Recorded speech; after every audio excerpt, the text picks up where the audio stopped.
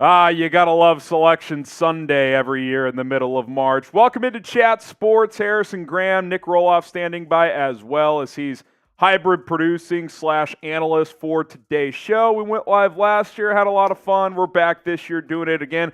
Couple of championship games wrapping up here. The Big Ten's been a hell of a game. Illinois 91-87 over Wisconsin with just over 35 ticks left. We'll keep tabs on that one down the stretch as a couple of automatic qualifiers clinch here. I believe UAB is about to wrap things up in the American Athletic Conference as well. And then here in about 30 minutes, we will reveal the field of 68. So stick with us here. Shout out your favorite team. Let us know who you're repping here on Selection Sunday. I'm seeing UConn in the chat from Football Devil. We got Ty Man, the Buckeye. We're ready to go. Sorry we're a couple minutes late, getting a couple things ready to go. Tom says we need St. John's in the tournament. We got Ty Man, the Buckeye, saying I'm going for Purdue.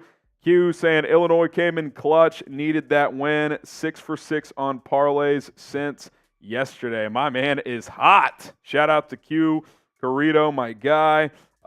Porter rocking with the Colorado Buffaloes. Bill says UConn. We got Caitlin going with Michigan State right there on the bubble. We'll get to some bubble talk here in a little bit as well. Boise State from EV. Nick Rohloff, I think you and myself, along with Smitty, who actually flew up for the A-10 championship to go watch the Bonnies, are the biggest March Madness hoop heads in the office. It doesn't get much better than Selection Sunday. This is the best time of the year, Harrison. When you really rank the power rankings of sport moments throughout the year, I think today, of all days, it's 4 or 5 conference tournament championship games, and you pair that up with the bracket reveal. It is one of the best days in all of sports. And if you're like me out there, folks, once the bracket is revealed on the show, I am going to fill out maybe about 20 brackets tonight. I don't know about you guys. It's the best night of the year, too. Exactly. You just go out there and pick every single matchup. I could not be more excited. Do you have a pre-bracket champion? Obviously, that changes once the bracket drop. But if you had to pick one team right now, who would you pick? I know your preseason pick was Arizona. Are you sticking with that? Yeah, so some of my friends know, but most people out there don't know. My preseason pick was the Arizona Wildcats, so I like where I was heading for the most part. They're a 2 seed probably. They've fallen off a little bit here. I'm skeptical of their defense and how it will translate in March. I hopped on the Tennessee Volunteers bandwagon, but I don't know. There's something about those Huskies. Is it the year of the back-to-back? We saw the Kansas City Chiefs and Patrick Mahomes go back-to-back in the NFL. The Denver Nuggets look pretty good. Can the Huskies go back-to-back? Well, first things first, the Illinois Fighting Illini have finished the Big Ten championship, so they get an automatic qualifier. Could they sneak up onto the 2 line running through the Big Ten? I think they're for sure a 3. We'll keep an eye on that one. Just want to make sure other games in the books here. Auburn took down Florida earlier today. They're kind of in that combo as well on that 2-3 line.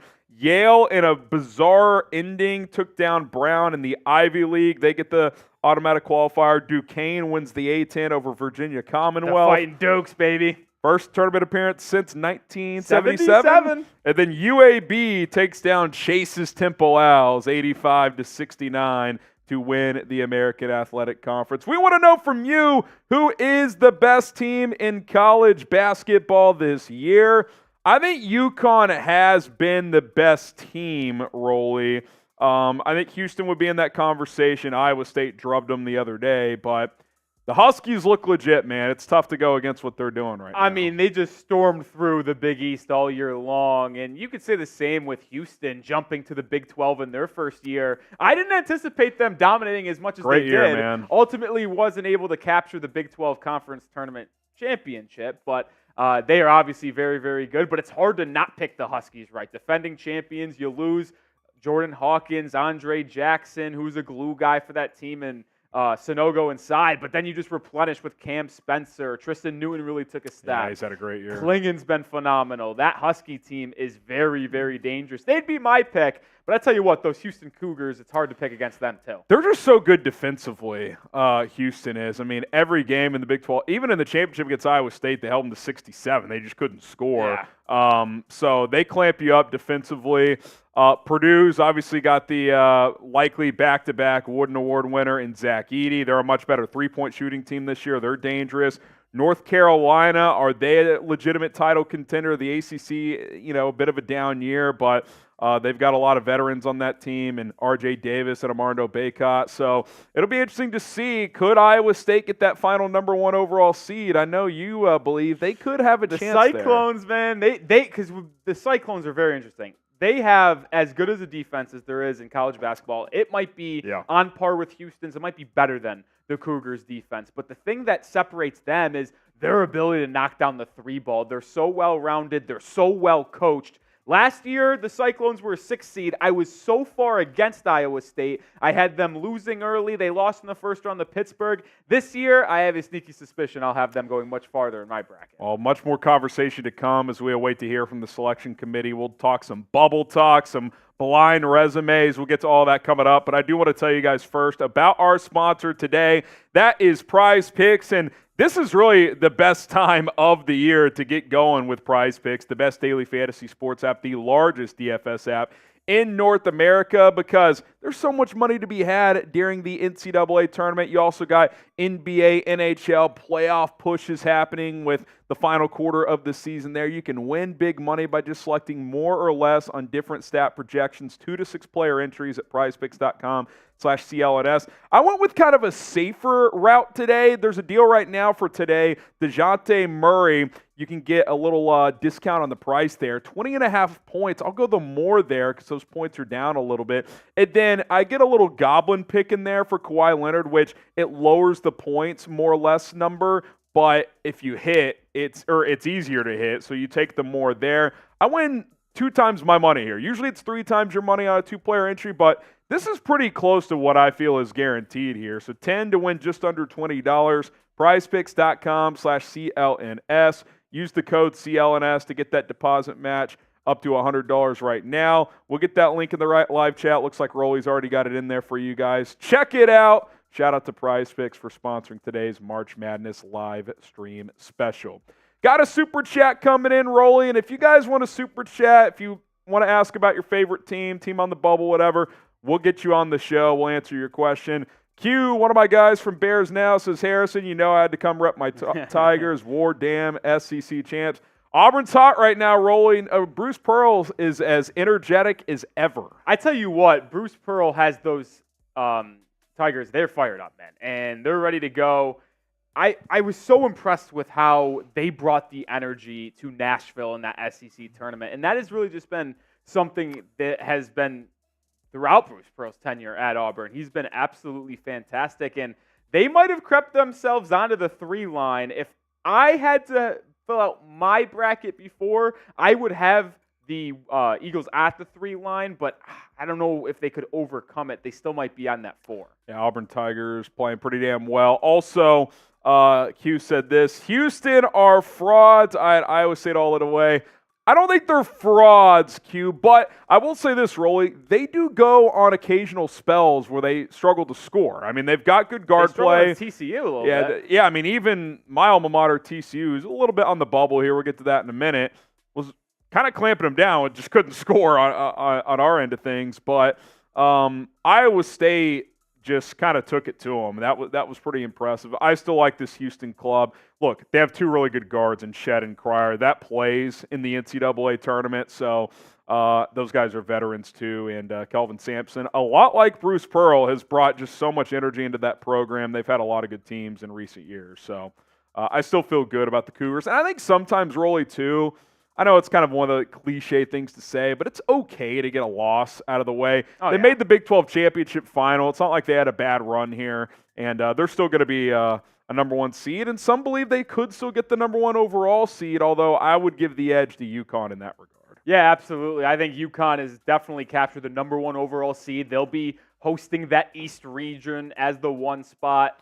They just went through the Big East, and they were the only one seed going into conference tournament week to actually win their conference tournament, which I think elevates them from what they were, maybe the 2 or 3rd overall 1 seed, to that number 1 spot. As we do have more people pile in with 13 minutes to go away from the bracket being revealed, make sure you hit that like button. Over 200 people watching. We have to be at 100 likes. And guess what?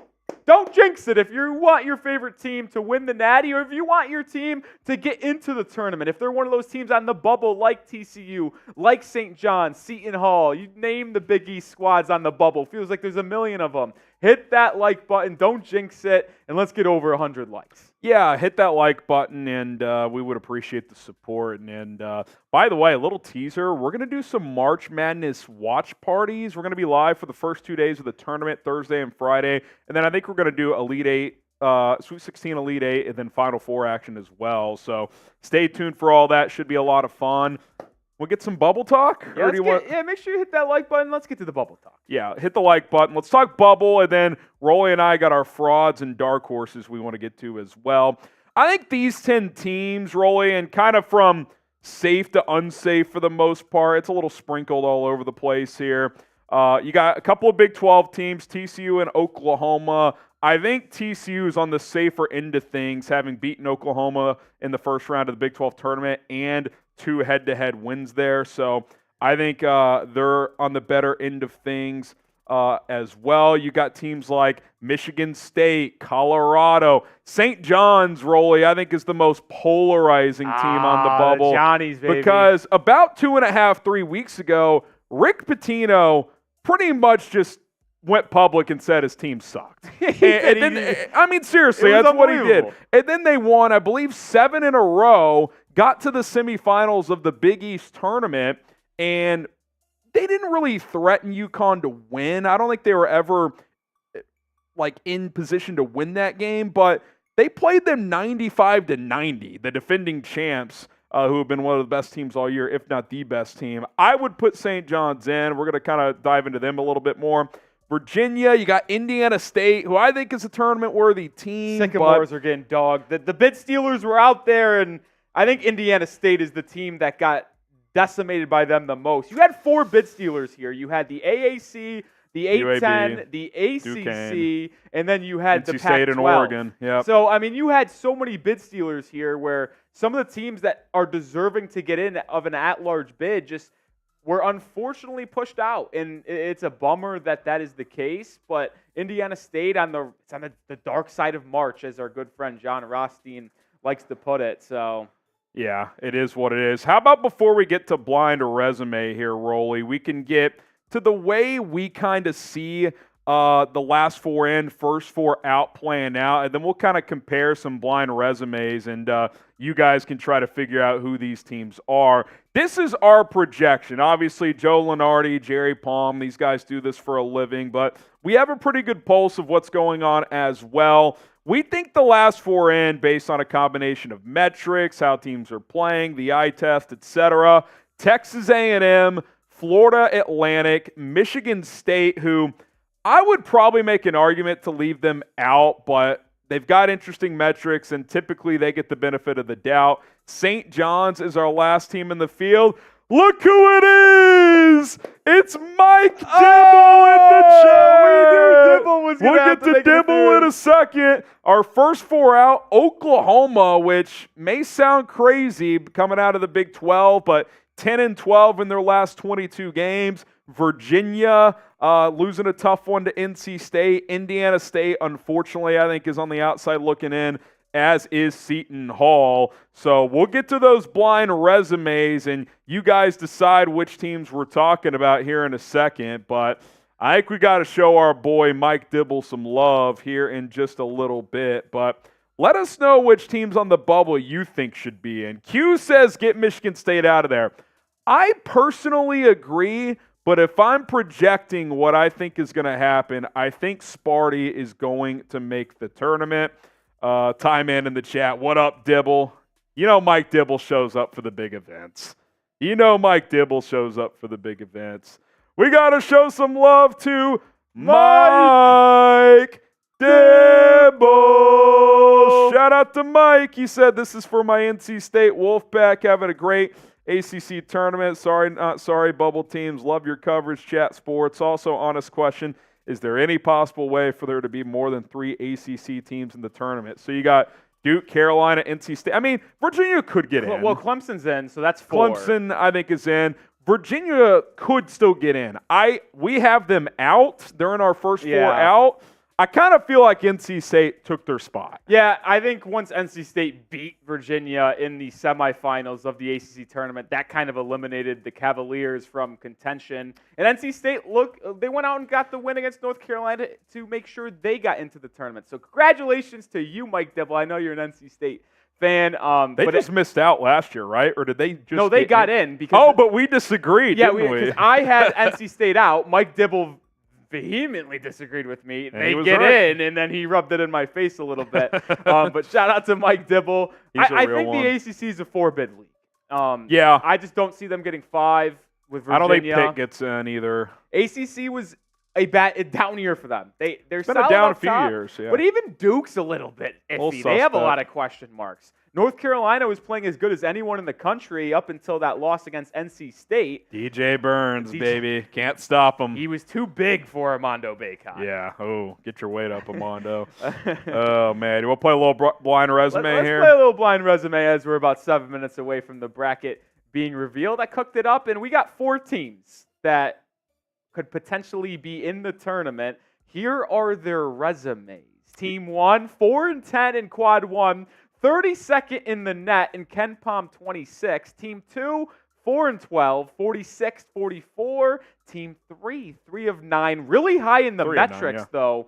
24th in the net, 19th in Ken Palm, although having a 3-9 record in Quad 1. And then Team 4, 2-7 in that Quad 1 games, 54th in the net, and 68th in Ken Palm. And for those wondering what Quad 1 is, it's a top 30 win at home in net rankings, top 70 win on the road, top 50 neutral site. So if TCU played Kansas State on the road, that's a Q1 win if they get it, for example. Hypothetically. So I see Tom saying Team 1 is the best. Well, you're ahead of us. As you see the bubble blind resumes on your screen right now, think about it and then let us know in the comment section which team has the strongest resume out of those 4. Yeah, Team 1, Team 2, Team 3, Team 4. We'll get some shout-outs here.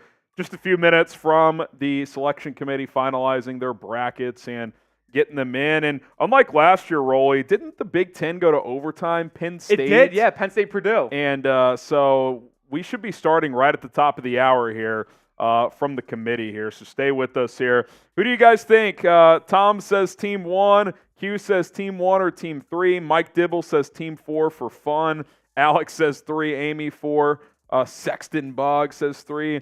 PC says 3. Mike Dibble says 4. DJ is saying Indiana State. I don't know if he's guessing they're one of those 4 teams. What seed should the Lobos get? 9 or 10 for New Mexico? Does that sound right? Yeah, that sounds right to me. 9 or 10? I'm a big fan of Lobos. I think the Mountain West is good, man. 6-bid league in the Mountain West. I think they're going to be a 9 seed, I would have to project. They were on the bubble, and then that win against San Diego State in the Mountain West championship game last evening was a big one to ensure their spot in the big dance. Man, the Buckeye says 1. Shall we reveal here? Yeah, give me a second here. All right, we're going to reveal the blind resume here in just a moment. Continue to get your shots and thoughts on Kansas.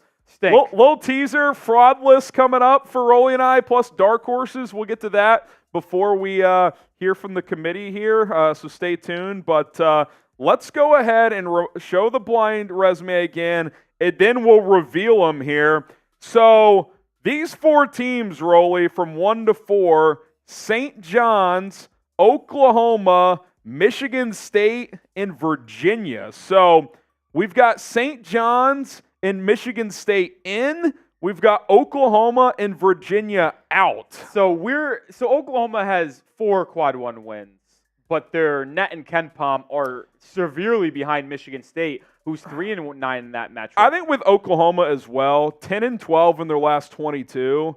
Like if you're trying to break a tie between 2 teams, how are you playing lately? Like, to me, I'll take St. John's over Oklahoma because they're trending up and Oklahoma's trending down. Yeah, but what this tells me is when you take away the schools, you take away the conferences, and you look at the Quad 1 record, the net, the Ken Palm, the St. John's Red Storm. They should be in. They should be in the tournament. And if the Big East only has 3 teams in the big dance after this next hour, I will be upset. As a Northeasterner and a Big East Hoops fan, I would be severely disappointed in the committee only giving Marquette, Creighton, and UConn spots from that conference. St. John's deserves to be that 4th team. I could argue Seton Hall as that 5th team, that's very low. But I'll stay with the Johnnies. Yeah, I think one of Seton Hall and St. John's get in, and I think St. John's beating Seton Hall heads up. That kind of felt like a play-in, play-out game, and St. John's won it. So I like them getting in. I think they're a Dayton type of team. Send them to Dayton. Get Rick Pitino back in the dance, baby. There's gonna be. I need both Patinos back in. Honestly, Richard Pitino in New Mexico. Rick from St. John's. Look, I personally would not put Sparty in, but Izzo v. Pitino in Dayton would be fantastic. Oh, that would be that would be absolute standalone game. Shout out John Rothstein. Let's make it happen. Who is your pick to win March Madness? Let us know. We'll get some shout outs and then we'll kind of go rapid fire through Rolly and I's frauds. Yeah, that might have to wait till after horses. the bracket reveal. We'll get them in there real quick. We can get them in there real quick. We got just under 3 minutes until we hear from the selection committee. McSweet says Duke. Amy says UConn. Scott says Tennessee.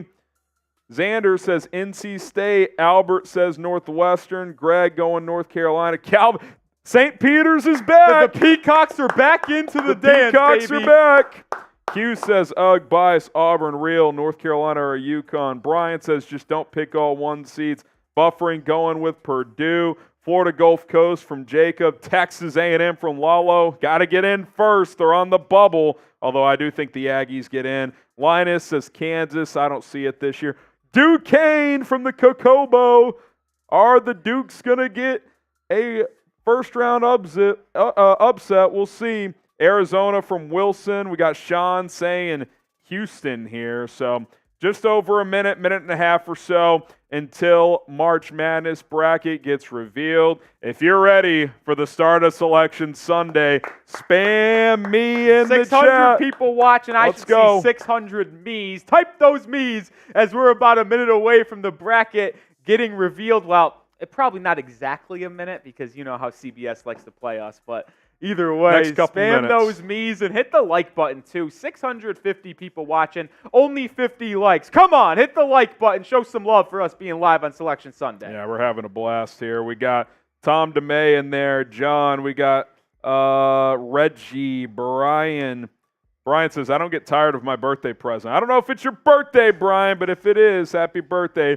Street Soldier, Knock'em Kids. We got Q. We got Gino in the chat, Sexton, LJWP, Riley, Nicholas, Amy, Sexton, Mike Dibble, the legend, the GOAT, Nicholas Robb, we got Gino's, Curtis, Taco Stacks, Longwood to win it all. Nice.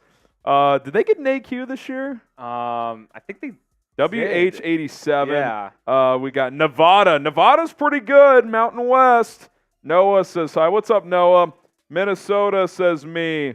Gino, Lalo, Ty Man the Buckeye, all saying me as we are just a couple of minutes away from hearing from the selection committee here. Yeah, I guess since they are a little bit late to the television, we'll go through quickly our fraud list. If you want to stay away from these teams in the NCAA tournament when you're filling out your bracket. Quickly, I'll go through my 5 frauds. The Clemson Tigers are going to be maybe a 7 seed this year. They are horrible. I will be picking against them in the first round. The Jayhawks, Hunter Dickinson. Kevin McCullough Jr. has been out with injury, but they are not the team that you think they usually are. Worst Kansas team in years. Yeah, the Baylor Bears. I like them on paper. Problem, they fall behind by double digits in almost every game they play in the first half. That's not going to be good in the tournament. Alabama plays absolutely no defense. I expect them to be an early exit, especially if they run into a team that plays slow and plays good defense. I know Wisconsin was just in the Big Ten championship game, but they have been playing horrible basketball up until that point. A.J. Storr went nuclear in the conference championship run. I'm not in on the Badgers. They're going to be probably like a 5 seed. And I don't know. I just don't like that. They started off awesome in the non-con. They were bad for like 2 months. Now they're playing well again. I'm kind of with you. I've got Wisconsin on my list. Kansas is my top fraud. I'm a Big 12 basketball junkie. This is the worst Kansas team in a while. Oh, that's so bad. They have a lot of talent on paper, but I think Dickinson, for whatever reason, hasn't been a great culture fit there. I don't know why that hasn't worked. He doesn't play great defense. Maybe that's part of it. Gonzaga, they're always in the tournament. This is not your typical Mark Few team. Maybe they went around, but I don't think they're a threat to make a run. Northwestern, fun story, back-to-back tournaments for the first time ever. I think they lose early. Wisconsin, there's always a team, Rolly, that gets hot in their conference tournament. That feels like Wisconsin. And then exits early. It does. Wisconsin's been this all year. Which team shows up? I don't trust them. And then South Carolina, great story. Probably their best team since that Final Four team several years ago. They don't strike me as a team ready for a run, though. So those are 5 teams that I have on my fraud list. All right, here we go. We're starting with the East region as the UConn Huskies, Rolly, the number 1 overall seed. They are going to be playing in Brooklyn in the first 2 rounds at 31-3, the defending champs staying close to home. Yeah, it makes sense that UConn's that 1 seed. Winning the Big East, they've been one of the best teams all year long. It makes sense that they have earned that top spot. They'll take on Stetson, who won their conference tournament, which is always exciting for these small schools to get an opportunity on the big stage. UConn, the 1, Stetson, the 16 seed. They'll be playing in Brooklyn on Friday.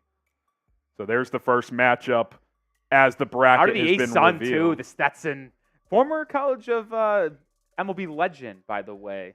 Wow, Florida Atlantic, who could have been on the bubble. An 8 seed. An 8 seed Not even for close. the team that made the Final Four last year. I don't know They why made it. the Owls They are were in there. the 8-9 last year, Rolly, and made it to the Final Four. I tell you what, they are going to be absolutely blasted in their second game if they happen to make it. They play Northwestern, the 9 seed, out of the Big Ten. So tough draw for that 8-9 matchup going up against UConn in round 2. I tell you what, FAU, they got the big man inside. I'm spacing on the name right there. Golden, I believe it is. That will be a fascinating matchup with Klingen potentially in that second round if it gets to that point. The San Diego State Aztecs, the runner-ups from last year. So you got a rematch. Rematch here. in the Sweet 16 potentially. They're the 5 seed. They'll take on the UAB Blazers, who just won the American Athletic Conference Championship game over the Temple Owls. Little 5-12 matchup in that section. And then the Auburn Tigers, the 4 seed. So they don't jump up to that 3-line, Rolly, despite winning the SEC Championship. They'll take on Yale, winners of the Ivy League. That's a pretty loaded top section there. That's a strong 5 seed in San Diego State and a strong 4 in Auburn, if you ask me. Yeah, that's a tough draw for San Diego State and Auburn, having to be matched up in UConn's bracket. Not ideal for that. That's a juicy second-round game if we get it between Auburn and San Diego State. So we'll get those teams on screen just as soon as we can. There you go. There's the top half of the East region. You got the BYU Cougars. They get the 6th seed. They'll take on Duquesne, who were one of the bid stealers out of the A10. That is the 6-11 matchup. And then Illinois, the 3 seed in the East. This region's pretty loaded, dude. I thought BYU could get a 5. They fall to a 6 here. They're a team that can shoot the lights out of it from 3-point range. Morehead State, the 14 seed here. They'll take on Illinois. Both of these matchups on Thursday night. Yeah, Illinois, I thought they could have jumped to the 2 after winning the Big Ten. Evidently not the case. And I'm telling you right now, I like BYU to get to the Sweet 16. Yeah, I think they beat Illinois in the second round. That's an early prediction for me. Washington State, first time in the NCAA tournament in a while, Rolly, the 7 seed in this region as well. Washington State, the Cougars, one of 3 teams likely from the Pac-12. 4 teams, after Oregon stole a bid. And Drake gets a 10 seed. I thought they were going to be on the 11 line. Good for the Bulldogs. Oh, and the Drake camera feed for the celebration on CBS went out. Oh, Poor boy. Drake. Oh, boy. Oh, my. Iowa State, a 2 seed. This is the best. I'm telling you right now, this is the best region already. They loaded up the East region. Absolutely no help to UConn. The defending champs, it's not going to be easy. Having to play potentially Iowa State in the Elite Eight is a brutal matchup. A team that had an interesting case for a 1 seed. I thought the Cyclones did enough to get that number 1 seed instead of North Carolina. Evidently, guess not in the committee's eye, the Cyclones will be taking on South Dakota State, the Jackrabbits, in the first round. So there you go. That's the bottom half of the East region. BYU, Duquesne, Illinois, Morehead State, Washington State, and Drake, Iowa State, and South Dakota State. When you look at the entire East region, I think what stands out to me is it's pretty loaded, man. I think it's the number 1 overall seed, the top number 2 seed, in my opinion, Rolly. A strong 5 who was a runner-up last year, San Diego State, Jaden Ledee, an All-American caliber player for the Aztecs, and Auburn coming off a red-hot tournament in the SEC. Yeah, I was ready to crown San Diego State as a team that could make another run in the NCAA tournament. Draw. That is a tough draw for the Aztecs. Auburn is one hell of a basketball team, I tell you what. If upsets do not happen in this top region, a Auburn-San Diego State second-round matchup would be unbelievable. The effort, the intensity brought in that game would be special. But you could say the same thing about a potential Illinois-Iowa State Sweet 16 matchup. If it went chalk, that is a really good game. You've got a high-flying offense in Illinois with Terrence Shannon Jr., Hawkins, and some others against that Iowa State defense. My, oh my, the committee did absolutely no favors. Yeah, we appreciate it. We got a new poll, by the way. Let us know who's going to win the East region. Go vote. UConn the early favorite, but listen, Iowa State I think is a team that can challenge UConn with their defense. They're a good enough shooting team as well. Appreciate everybody for voting there. Hit that subscribe button. We'll continue to unveil the 2024 men's basketball field of 68. By the way, no Dayton playing games in the East region, so that'll be in 2 of the other 3 sections there as we continue to go. Subscribe. We got 3,300 people watching live, and a little teaser. We're going to be live for first round action Thursday and Friday, and then I believe Sweet 16 all the way to the national championship as well. I don't think we'll do second round action over the weekend, but first round action, Sweet 16 until we're cutting down the nets. We've never done March Madness watch parties before, so be on the lookout for that. Should be a lot of fun. Myself and Rolly will be heavily involved in that, but we'll have the rotation of crew here at Chat Sports breaking down those games, having some fun with all of you. We're trying to get to 368,000 subscribers. Just 200 away. Can we get there? You know what, Rolly? We're going sub-only chat until we get to 368,000 subscribers. So let's make it happen here. Right now here on Chat Sports. It has been activated. If you love college basketball, like the video and type me as we're trying to get to 368,000. Yeah, also make sure you hit that like button. Do you love college basketball? We're live here on Selection Sunday. Not too many other people breaking down the bracket and revealing it in live time on YouTube. So show your appreciation. Takes 1 second to hit that thumbs up icon. Completely free here at Chat Sports. Hit the button. We're at 3,300 people watching. We need to get that way up. That is embarrassing. Not even a 10% ratio. I mean, that is just horrific. Come on, be better, folks. Hit the like button. Time in the Buckeye. Lead the charge down in the comment section for people to hit that like button. We should be at 500 likes ASAP. Yeah, and I mean ASAP. We got Jeremy, Nick, DJ, everybody typing me. Type me once you've liked the video. Get you a shout out. Nick Fury, Ty Man, Sexton. We got Jedi in the chat. Oz, M, Ryan, Claudio, Middleton, Ryan, Rudy. We got Tilo, Tyler Lane, Chris Bartlett. GR as well. Let's continue to just flash through some of these matchups, Rolly, as the East region has been broken down. We can kind of just B-roll this thing as we await for the next region to shake out. Let me ask you this. Is there any upset alert in your mind? Not a lot stand out. I typically don't view 10-7 that big of an upset. I could see Drake maybe winning that matchup, but I'll tell you what. The lower seeds are so strong in this region. It's going to be hard to envision an upset. I just can't see Iowa State losing. I can't see Illinois losing to Morehead State. I can't see UConn going down. I don't see Auburn losing to Yale either. Yale's a good squad, but I'm just such a fan of the Auburn Tigers. Maybe San Diego State, but UAB wasn't even a tournament team. If there had to be one upset in this one, and I don't think 11-6 is considered that much of an upset, but I'd go with Duquesne, the Dukes' first national title.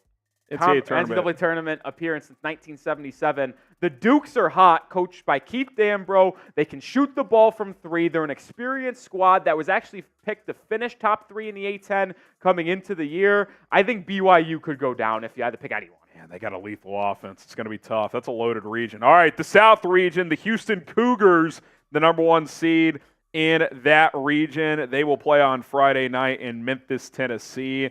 Kelvin Sampson's got that squad playing well. Big 12 regular season champs, runner-ups in the conference tournament. They get the number 1 overall in that section. We'll see who the 16 is here. Perhaps a play-in scenario. No, it's Longwood. Good old Longwood. Pause. They're the 16 seed in this section. That game will be played on Friday as well. You know, after Houston's getting obliterated by Iowa State in the they're going to focus up. They are going to win that game by 40. The Nebraska Cornhuskers dancing for the first time in a while. I like Fred Hoiberg. I think it's 2014, the first time since Nebraska is dancing. Fred Hoiberg getting it going there finally. They're the 8 seed. Texas wow, A&M, not even the 9 to seed. The bubble, so firmly in the field of 68 are the Aggies. An old Big 12 matchup there. That's going to be a terrific game. That's Nebraska, a fun 8-9 game. They can shoot the lights out, but Texas A&M guards win in March. Tyrese Radford and Will Taylor. That is an interesting first round. Look, I'll say this too, Rolly. A&M is spotty, but if they're on, they could challenge Houston in the second round. They could beat any team in the nation when they're hot. Yeah, they could challenge. Wisconsin, who just finished runner-up in the Big Ten Championship tournament, they are the 5 seed in the South region. You always love the at the arena look-in. Right after a loss. There's Wisconsin. They got to fake be excited about this matchup against James Madison. JMU. Get it started early. Upset alert. That's gonna be a popular upset pick, but it's for a reason. JMU has been terrific this year. They went into Michigan State and beat them in November. 31-3. They are a great ball club over there. All right, that feels like the first okay, I could see this upset. Obviously, there's ones out of nowhere every year, but that one stands out to me. The Duke Blue Devils are the 4 seed in this region. I tell you what, Duke is – I'm not the highest on Duke, but I can already tell you right now, pencil them into the Sweet 16. Vermont, the 13. The Catamounts. They win the American East, so the Catamounts taking on the Blue Devils as – I like that draw for Duke for them to get to the Sweet 16. I would agree with you. Vermont always gets screwed with their first-round matchup. Yeah. I feel bad for them. Another team out of the Big 12, the Texas Tech Red Raiders, the 6th seed in the South region. They're going to be playing on Thursday in Pittsburgh. NC State, that's a tough draw for Texas Tech. On the 11 line, too, Harry. They get the 11 line. DJ Burns and company. Rolling right now through the ACC tournament. They will take on the Red Raiders. That's a fun matchup in round 1. Yeah, DJ Burns. It's going to be tough to guard him. And with NC State being so hot, you wonder if that cools down over this upcoming week, or can they keep that momentum rolling into that first-round matchup? Let it burn. I tell you what, the Wolfpack are going to be a popular upset pick, which is why the Red Raiders might be the biggest lock of week 1. Kentucky, the 3 seed. Wow, I thought they were going to fall to the 4 line. Auburn, I'm a little surprised. They get the nod here. They're the 3. They'll take on Oakland out of the Horizon League, the 14 seed. So that's a fun little section there. Potential Kentucky-Texas Tech matchup in the second round. The Florida Gators. I'm sorry if you saw my reaction. I am stunned. The Gators, who have been playing great ball as of late, made it to the finals of the SEC tournament, is let at that 7 line, and we have our first 4 matchup. Boise State in Colorado. I thought Boise State was firmly in. Yeah. Now they have to go to Dayton to take on Cody Williams, Eddie Lampkin, and the crew in Colorado. All right. That's an interesting matchup. Boise State, Colorado in Dayton. I believe that'll be a Wednesday night game with the first round game being on Friday. So that'll be Wednesday. Boise State, Colorado in Dayton. And then you got Marquette getting the 2 seed out of the Big East. I thought this was the year that Shaka Smart makes it to the second weekend. The Golden Eagles taking on Florida in the second round. Florida's kind of a wagon. I think I'd lean Gators. Those Florida Gators are solid, man. My goodness. Did they lose second round last year, Marquette? They did, yeah. They did, yeah. Western Kentucky out of, I believe, the MAC. The 15th No. That is the CUSA, the CUSA. Conference USA, correct. That's my fault. So there you go. The South region is set. Bottom half there, Texas Tech, North Carolina State, Kentucky, Oakland, Boise, Colorado. The winner of that game will face Florida on Friday. That play-in game on Wednesday in Dayton. Marquette and Western Kentucky. You go back to the top half of the region, Rolly. Houston, the number 1 overall seed. Juicy 8-9 game. This is a better 8-9 game than the other region, in my opinion. This region is terrific. I think it's very well balanced. We knew the East region felt a little loaded. This one's very well balanced with teams that can get an upset, like JMU. And then you've got the first round game of Nebraska, Texas A&M, which I would, as we've seen so far, that is my game of the tournament through the first 2 regions. That will be an absolute barn burner on Friday. Want to remind you guys of our sponsor, by the way. Thanks to Prize Picks for sponsoring today's show. We'll get to the next region here in a couple of minutes once we hear from the selection committee. But Prize Picks is sponsoring today's stream. And Rolly and I love Prize Picks. And with the NCAA tournament here, Daily Fantasy made easy, this is the perfect time to get going with Prize Picks. While we're waiting for these tournament games to get going, how about test the waters tonight? Full NBA action. They got a discount in DeJounte Murray points right now. Take them more than 20.5 there. I love that. And then I'm taking a little Goblin pick for Kawhi Leonard, more than 19.5 points. What Goblins mean is they'll lower the stat projection for you, easier to hit, less payout, but this 2-player entry pays just under 2 times my money, and I feel like it's not guaranteed, but I feel very confident in it. 10 to win just under $20.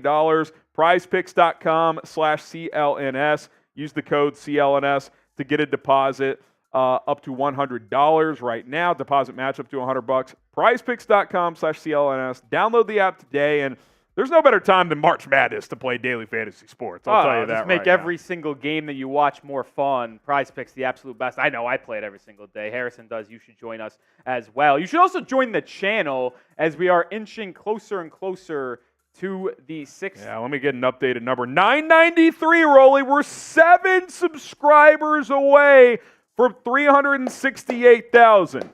Can we get there right now? You could be number 368. We cover the NFL, the NBA, college football, during March Madness. We're all in on college hoops, and this year more than ever, Rolly, with our March Madness watch parties coming up starting on Thursday. Don't miss out. We're doing it all here at Chat Sports. Best part, 100% free. Go ahead and hit that subscribe button. Yeah, before we get into the other regions. And we just hit 368. Shout out to all of you. Shout out to y'all. Let's keep it rolling. 2 regions to unveil, but I think this right here is going to be the juiciest section. Most juiciest little 4-team group here, 5 if you count the play, and I don't. Because Florida, this is a very good ball club. Todd Golden's got the Gators playing extremely well. They feel a little underseeded right now. To me. They are the most underseeded team so far, and I have been a proponent of Marquette. Shaka Smart does a terrific job, but he's been unable to advance far into the NCAA tournament since his magical run with the Rams of VCU in the early 2010s. I thought this was the year, and they do have a talented roster. Tyler Kolek returning from injury, Cam Jones, 2 good lefties in the backcourt. I do wonder how healthy Kolek's going to be. But the Gators, I would not. If I was Marquette, I would be furious with the draw here of Florida having to be the second-round matchup potentially. Yeah, it's a tough matchup. I think it's a good playing game, too. I think Boise kind of got shafted a bit there. Screwed. They absolutely having to go to Dayton. Kind of feels like small conference gets screwed again there. Colorado is good. They could shoot from the perimeter. Eddie Lampkin, TCU transfer, can bang inside. So that's a fun little section of the bracket as well. Texas Tech, Kentucky in the second round is interesting. I think that Texas Tech NC State game in the first round could be a good one as well. I tend to agree with the whole theory of, well, everyone's going to pick NC State and DJ Burns because it's fun, but the better team will likely prevail there in Texas Tech. I don't know what to make of this bottom region. I don't, because I've alluded to the potential upset of Florida over Marquette. I think Marquette's a week or two than for like Iowa State, for example. I tell you what, though, Kentucky at the 3 line, I wanted them to be a 4, and I thought they deserved to be a 4. A Kentucky-Texas Tech second-round game, I would have absolutely not any clue on who to pick in that one. Which Kentucky shows up. I mean, it's all about, they can look like the best team in all of college basketball, but they can also look like one of the worst teams. They don't play any defense, but if they get hot offensively, there is no chance you stop them from scoring 90 They scored 112 points against Alabama in regulation a week or two ago. Those are two teams that don't play any defense. Still, 112? I mean, that's unbelievable. Yeah. My goodness. Hit that like button. Half of the field is set. We will break down the other half momentarily here as we are waiting. I assume we're going to go to the Midwest and Purdue. That is my guess. Let's see if I'm correct here. Yeah, so UConn, the number 1 overall seed. Houston, the number 2 overall seed. Presumably, the Purdue Boilermakers would be the number 3 overall seed. We are going to the Midwest, and it is Purdue as the top seed. They lost in the semifinals of the Big Ten tournament to Wisconsin in overtime, but they've got the reigning player of the year in Zach Edey, likely going to win it again. And this year, Rolly, I know they're a 1 for 2 straight years.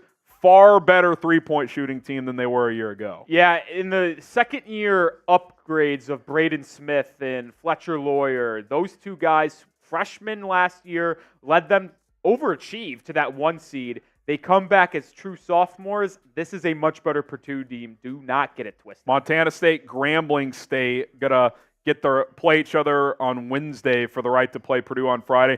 Kind of feels like the committee did Purdue a solid by giving them a play-in matchup after what happened last year, because the chances of a 16 seed winning after having to play in Dayton are about as astronomical as it gets. Yeah, it's not great. And how about the Utah State Aggies? The 8 seed.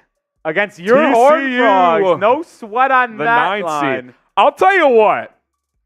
I think if I had to pick one seed to play, here we go. It would be Purdue. Although here we go. We have no one to guard Edey, so we're probably screwed if we win. If the Big Ten officials show up that just whistle everything, you're really screwed. Edey's a great player, but it's out of control. It's going to drive me crazy. How about Gonzaga getting a 5 line? Oh my God! Well, cue it up. McNeese for the upset. Cue it up. The most overseeded team in the tournament, the Gonzaga Bulldogs. The 5 Will seed. Wade wiretappers making its return to McNeese. Triple dubs, baby. I mean, I tell you what. If you thought a popular upset pick with, I'm spacing on the other 5 seed and 12. McNeese is going to be the most picked 12 seed there is in the tournament. UAB was one of the 12s, I believe. We'll go back and circle back to that. Kansas, the 4 seed in this region. Are we going to see a McNeese Sweet 16 run? I mean, it's possible. Let's see who the 13 is here. Samford. The Bulldogs. They're a high-octane offense. I like Samford. Here we go. That could be the occasional 12-13 second-round matchup. It wouldn't shock me. I don't hate it. It wouldn't shock me. I will be honest, though. If Kansas got it together, a Hunter Dickinson, the talent Zach is Edey there. A Dickinson-Edey matchup in the Sweet 16 That'd be fun. Could be very, very entertaining. Yeah, it would definitely be a very, very fun this feels like a balanced section as well. I think Purdue's the clear favorite in this chunk. We'll see how that plays out. So Samford, the 13 to take on Kansas there. Let's go to the bottom half of the Midwest region here. South Carolina gets the 6 seed here as the Gamecocks are back in the tournament for the first time since 2017, which I believe was their Final Four run. I thought they're a little underseeded here. I thought the Oregon Ducks, Dana Altman, he aligns Rubik's Cubes, Rolly. They were not going to make the field, and they stole a bid by winning the Pac-12 championship. I thought South Carolina was deserving of the 5 line. Unfortunately, they get moved down to the 6, and they're going to have to pay for it. I feel like them and Gonzaga should be because Creighton's the 3 in this seed, and I tell you what, you're going to see Creighton advancing 4 in your March Madness brackets. Creighton, the 3 seed, both those games on Thursday. We'll see who the Blue Jays play in Pittsburgh. Akron, the Zips, who did not deserve to be here. Dodged an absolute bullet. Shout out to Kent State and the Golden Flashes. Kent State, for those who missed it in the MAC championship, fouled up by 1 with 5 seconds left because the player didn't know the situation. Yeah, that's ugly. Texas Longhorns, I'm surprised they're all the way up at a 7. That's a bit interesting. Oh, and then we got our last 4 ins teams, Virginia and Colorado State. Colorado State? What? So Virginia is in. That doesn't bode well for St. John's. And that doesn't bode well for Michigan State either. Colorado State absolutely shafted 2 Mountain West teams in Dayton. I am disgusted by the committee. I'm with you. 2 Mountain West teams in Dayton? Colorado State was very well deserving of not having to go to Dayton. That is very mean. Yeah, that's a bit disappointing. Texas, UVA, Colorado State, and the 2 seed is the Volunteers. Oh, from by the way, Tennessee. Dana Altman used to coach at Creighton, so potential revenge game in round 2 if the Ducks can get through the Gamecocks. The Peacocks of St. Peter's will be taking on Tennessee. Could it happen? I'll tell you what, Rick Barnes is more than capable of losing that game, Rolly. I'm disgusted, Harrison. I am Tennessee, absolutely St. disgusted. Peter's. What stands out to you in this region other than the play-in debacle? The bottom half of this bracket is significantly better than the top half. You see it right here. South Carolina should have been on the 5 line, in my opinion. They fall to the 6. Creighton's the best 3 seed there's going to be, in my own opinion. Colorado State in that 10 seed, I expect them to handle Virginia very easily, and I would pick them to win that game against Texas as well. Agree. Tennessee also is a team that I switched to my national championship pick a couple weeks ago. I don't know if I'll be able to stick there, but this bottom half of the region, you see it. This feels like, I don't know. Underseeded teams, and then you go up to the top. Gonzaga, not a good 5 in my opinion. Kansas is rallying hard here. And then Purdue, there's always that question mark. So to me, the bottom half, you're likely going to see your final 4 team coming from the bottom 8 teams rather than the top 8 teams. Before we get to the West region, hit that subscribe button. Almost 5,000 people watching live. If you're just joining us, when we get the last region, we'll go through the entire bracket. Rolly and I will give our initial thoughts, so don't miss out on that. Stick with us here. We'll also be live for some March Madness watch parties, Rolly. I can't wait. Pull up some games. The True TV returns to the rotation. And Practical Joker season, baby. Yeah, let's It's go. the best time of the year. You get to see Joe. You get to see Q. You get to see Sal. You get to see them all. And then we're going to be live for several games throughout March Madness. Let's get to 369,000 subscribers. We hit 368, Rolly. We'll fix that number there, 368,098. And let's get to 369,000. We also cover the NFL, the NBA, college football here as well. We do it all here at Chat Sports. Do not miss out. And let us know, who's your pick to win March Madness? Who's your pick? I mean, we've seen now 3 regions be revealed, so you have somewhat of an idea about where these teams are going to have to go in their path to the Final Four in Arizona. But I don't know if I could confidently say a team yet, Harrison. Yeah. We're going to go through the bracket once again. Call me crazy. But I think UConn has the toughest region so far, and then the number 1 overall seed. I don't feel great about picking them. I tell you what. I think Purdue's got the most manageable draw. It's just, can they fight off those demons? Like, I feel like if they can just get through the first weekend, then, it's like, okay, last year's over with. No, I completely agree. To me, Purdue has the easiest walk to the Elite 8 out of any team. You go to the 2 line, you go to the 3 line, you go to the other 1 seeds. Purdue has the easiest draw to get to the Elite 8. Now I will say that Tennessee or Creighton would be tough. If they have to play one of those 2 teams, I think that will be the toughest opponent they will have to play, unless they have to play Houston or UConn in the Final Four or national championship game. But I think they should easily get to the Elite 8, in my opinion. Having to play Gonzaga, Kansas, or one of those other lower seeds. I don't view TCU or I'm blanking on who the 8 is in that section as a real threat to beat Purdue, because I don't think those teams have anyone that can guard Edey. So that's going to be a challenge. Rick Barnes having to play Texas potentially in the second round. Oh, I didn't even mention that. That's juicy. Yeah, that is something. My goodness. That's a lot of fun. There's a lot of storylines coming out of that South region, or excuse me, the Midwest region, I tell you what. That, the Dana Altman potential return. Yeah, I don't view Utah State or TCU as a big threat to Purdue. The only chance for one of those teams to beat Purdue in the second round is if Edey gets in foul trouble. That's what you got to have happen if you're going to pull off an upset there. I still, Harrison, cannot get out of my own head about the bottom of this Midwest. This is a loaded 8-team group here. I'm not as high on South Carolina as you are, but Creighton's really good. I think Colorado State is. They're the classic 1 team out of Dayton always wins in the first. They're that team, I think.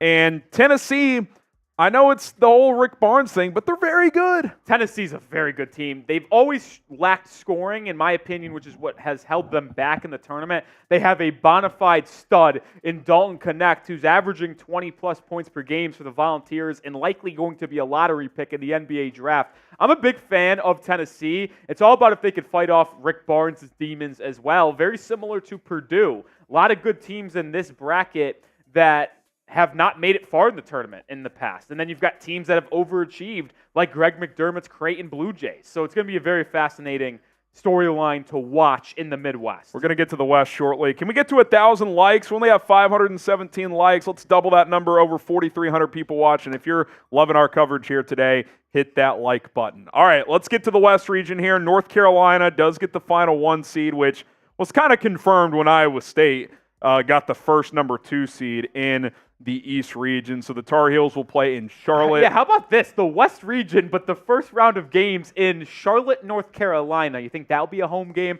for the Tar Heels? First 2 rounds will be. They'll play the winner of Howard and Wagner, who will play in Dayton on Tuesday night for the right to play the Tar Heels. Yeah, Wagner, Howard, they've got Seth Towns, the 7th-year college player, formerly started 8th year, isn't it? Is it? I think he's an 8-year guy, yeah. Oh, my. All I know is that he's been in college way too long. Yeah, the Bulldogs of Mississippi State grabbing the 8th spot. They're a sneaky team, man. I like Mississippi State. And wow. Sparty strikes again. They get the 9 seed. I mean, we know the higher seeds here aren't having to go through Dayton now, but Michigan State not having to play 19 and 14 and firmly in the field. Ridiculous. They're only going to give 3 teams from the Big East a spot in the tournament. I'll tell you what, gross. North Carolina Sparty in the second round, though. That's a blue blood matchup right there. That's what you call TV ratings right there. Yeah, you got St. Mary's getting a 5 seed, so both WCC teams getting on the 5 line, Rolly. Maybe the committee showing its bias towards the West Coast Conference. Perhaps. How about them having to play in Spokane? Oh, Grand Canyon, upset. I'm calling it. Calling it now? The Lopes are good. They beat San Diego State earlier this year. The winners of the WAC. I like Grand Canyon, 29-4. Have a win over San Diego State. I'm calling that upset right now, Rolly. They're good.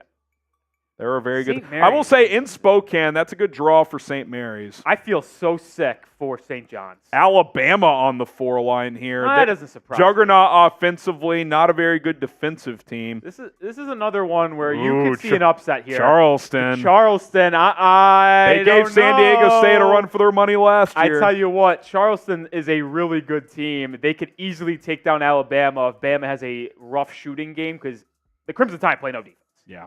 Oh, my God. The Clemson Tigers, the 6th seed in the West region.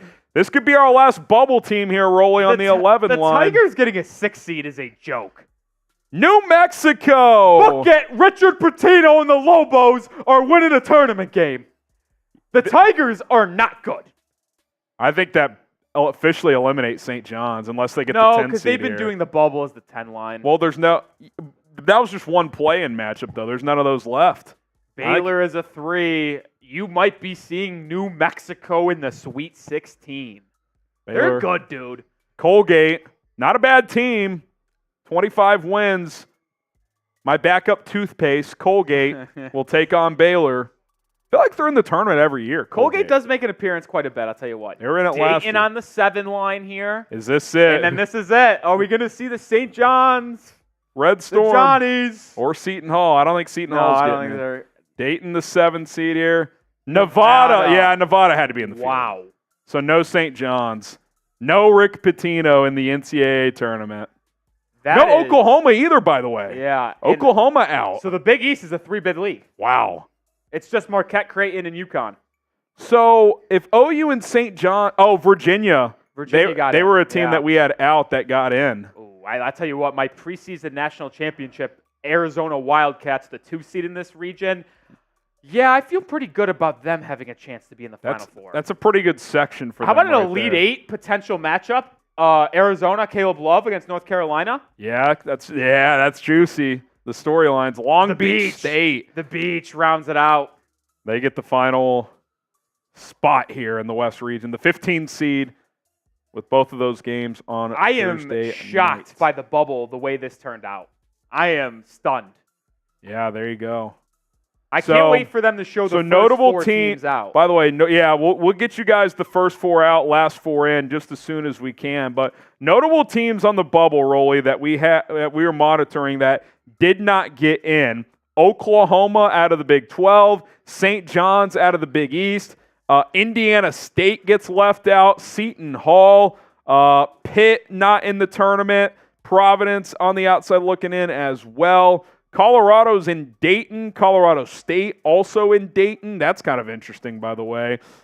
Texas A&M, Mississippi State, both in the field, as is TCU. So that's how it all shook out. I think one change I would have made is Virginia out, St. John's in. St. John's got screwed. Let's just call a spade here. The Johnnies deserve to be in. They, I believe, are the highest team in NCAA history in terms of net rating to not make the tournament. They were top 30. I think Indiana State was as well. I mean, they were top 30. It's just ridiculous. The committee despises the good conferences in the Northeast of the Big East in favor of the ACC and Big Ten. It's gross. I'm not happy about it. And I'd like to have a word with the decision makers for the March Madness selection committee. Which team got screwed? Let us know. Charles says Pitt robbed. They were likely out once they lost that game. I don't think they were in much consideration, to be honest. Not MSU. They made the field, Afro. Not Michigan State not even having to go through Dayton's a joke. I'm sorry. They're 19-14. They lost pretty early in the Big Ten tournament. Like, what am I missing? I know St. John's got screwed here bad. Mike Dibble says St. John's. Let's see. So here are the conferences with multiple bids. The Big East being a 3-bid league. Big 12 and SEC get 8 teams. Big 10 gets 6. So does the Mountain West. ACC 5. Pac-12 4. Big East gets 3, a couple of conferences with 2, including the here's A-10 the and first the 4 out. The Johnnies weren't even on the first 4 out. The first 4 out, Oklahoma, Seton Hall, Indiana State, and Pittsburgh. The Johnnies weren't even in the first 4 out. OU, the first team out of the field, Rolly. Wow. Last 4 in. We nailed that, though. Boise State, Colorado, we did. Virginia, Colorado State. Those are the 4 Dayton teams. How about Colorado's net ranking being 25, and they're in Dayton? I get the Pac-12 How about Colorado State being the last team in? That's a joke. That is a joke. I agree with you. Oh, my goodness. Wow. I'm going to make that graphic on screen, Harrison. You chop it up with the people because I want to showcase the last 4 and first 4 out. Yeah. Let us know who you guys think gets snubbed. We're going to get that graphically built. Last 4 in, first 4 out. I personally think St. John's should have been over Virginia. Virginia is low in the net. They're low in KenPom. 2 quad 1 wins for Virginia the entire season. 2. To me, that's not a tournament resume. That's not a tournament resume for my liking. I disagree. I disagree with that decision. How about Seton Hall was the second team out, Harrison? Their net ranking 67. I have no clue. I mean, at the end of the day, if you're out, you're out. I guess it doesn't matter that much, but the process still should matter. Like, to have them ahead of St. John's is bizarre to me. Flo says Oregon to the Natty. Colorado State is a joke from Camden. I like Colorado State. I think they're a good club. I just cannot get over the first 4 out, last 4 in. This committee stinks. They are horrible. Oh man, that is tough. That is tough to say the least. What do you think? What else stands out to you just off the top of your head? That the East region is just so loaded. East is loaded, man. For no reason. Usually they do a favor to the top team in the entire tournament. They're the number 1 overall seed, UConn Huskies. Yet they get stuck with, in my opinion, the number 1 2 seed in Iowa State. They have a brutal draw in the 4-5. It's just unbelievable.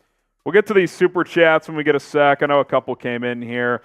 Hit that subscribe button if you haven't already. Rolly and I are going to go through the entire bracket, give our thoughts on everything, talk about who got screwed, who didn't, which teams we think have good draws, which teams we think have tough draws. We'll get to all of that.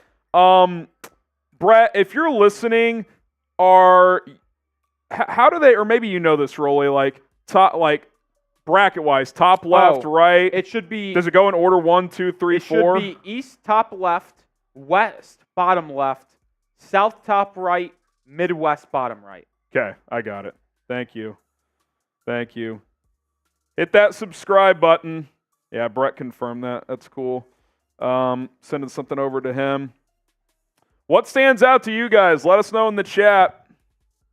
Let us know in the chat. I still can't get over the bubble. This committee is terrible. It's tough. It's tough. It's tough indeed. Let's see what people are saying here in just a moment. Who do you guys think wins the national championship? You want to throw that on real quick, Rolly? Let us know who's winning it all. Let us know. Get some shout-outs shortly, and then we'll react to the entire bracket here. Who's winning it all? Clemson ranked too high. I agree. Clemson should not be a 6. They should be on the 7. I disagree with a lot of what the committee did. Aaron says TCU. I wish that's. I'd be happy if they won a round, if I'm being honest. Let's see here. We got Clemson in is crazy. Well, they were always going to be in. It's just a matter of where they were going to be seated. I can't believe Colorado State has to go to Dayton. What a joke. Yeah, Colorado too. Top 25 in net and you're in Dayton? That's tough. Purdue wins it all from Tyler. Houston from Rashard Lee. How is Clemson a 6?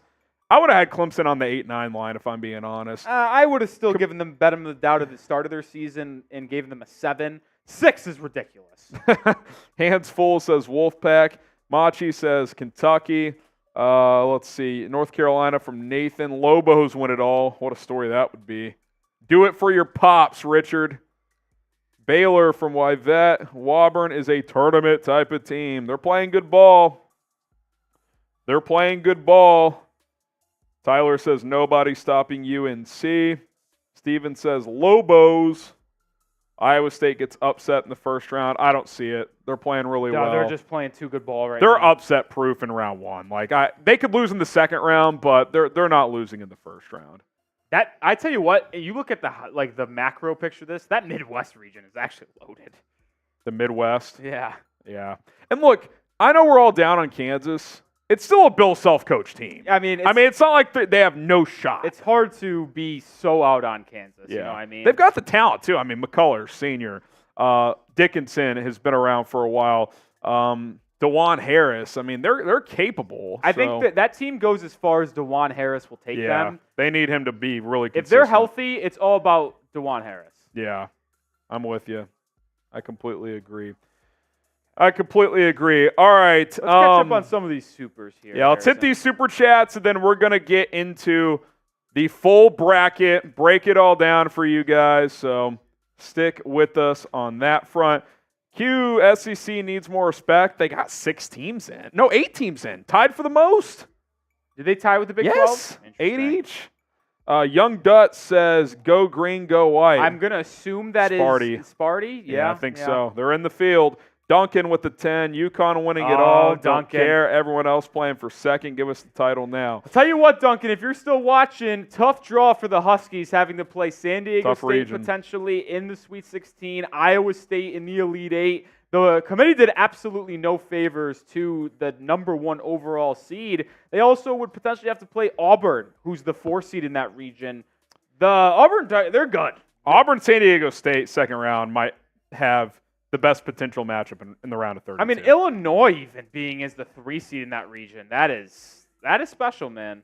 Yeah, it's tough region to have to go out of. That is tough. Mike Dibble. Hey, ACC got 5 bids. Thoughts? Well, I mean, I didn't expect Virginia to get in. I thought it was a 4-bid league. Yeah, I would have had Virginia out, St. John's in.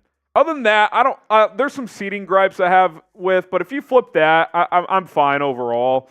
I don't think Virginia is worthy of being in this tournament. They have 2 quad 1 wins the entire season, Rolly. How about this? Me and you both think St. John's should have got in. The committee did not even have them. They weren't even on the bubble. First 4 out. They weren't even on the bubble for the committee. Just ridiculous. I just don't get it. Because they battled with UConn in the semifinals of the Big East tournament. Like you don't want to overreact to just like a week or two, but like they finished so strong that I felt like that should have had them at least firmly in the bubble conversation, but the committee disagreed. They didn't even have them in the discussion. ridiculous. Q again, beyond upset at my Tigers draw. Really don't want to play UConn round 2. Well, it'll be round 3.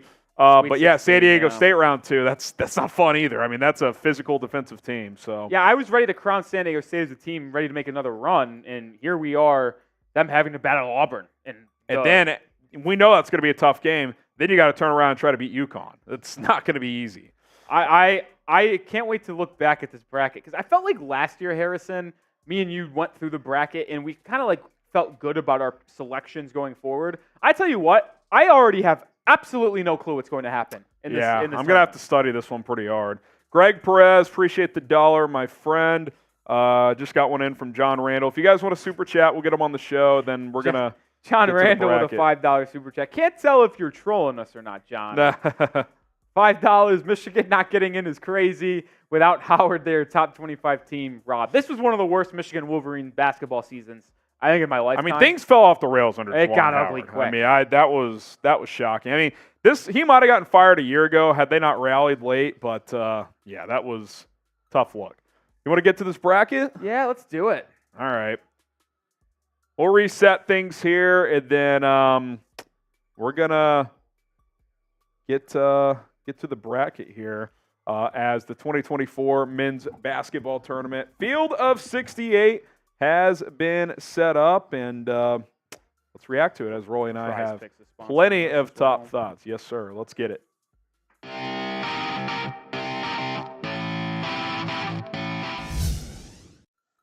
The 2024 NCAA men's tournament bracket field of 68 has been revealed, and we're going to reveal it to all of you. I'm Harrison Graham. That is Nick Rohloff. Lots of thoughts, lots of opinions as we analyze this bracket here. We'll go region by region. We'll also kind of work in the teams that got in, teams that got left out, last 4 in, first 4 out, so stay tuned for that. Let's start with the East region, Nick. The UConn Huskies, the #1 overall seed. They draw Stetson.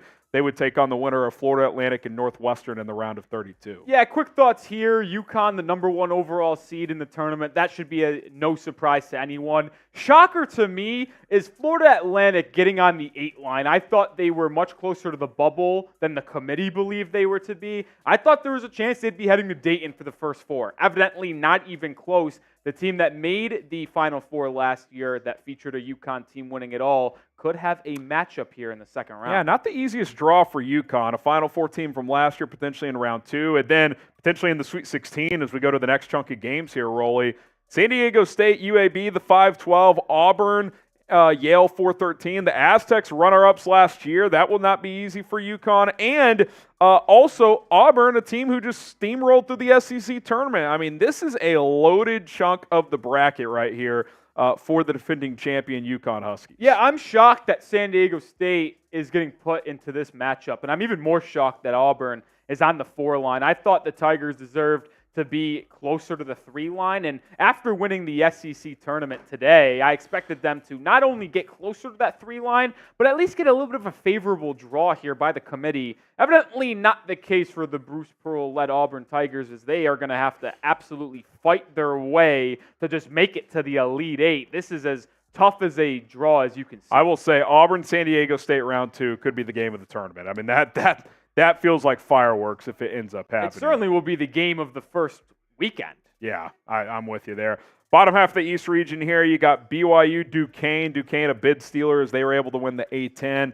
Illinois, Morehead State. BYU and Illinois, 2 high-powered offenses in a potential round of 32 matchup. That could be interesting. Bottom half of the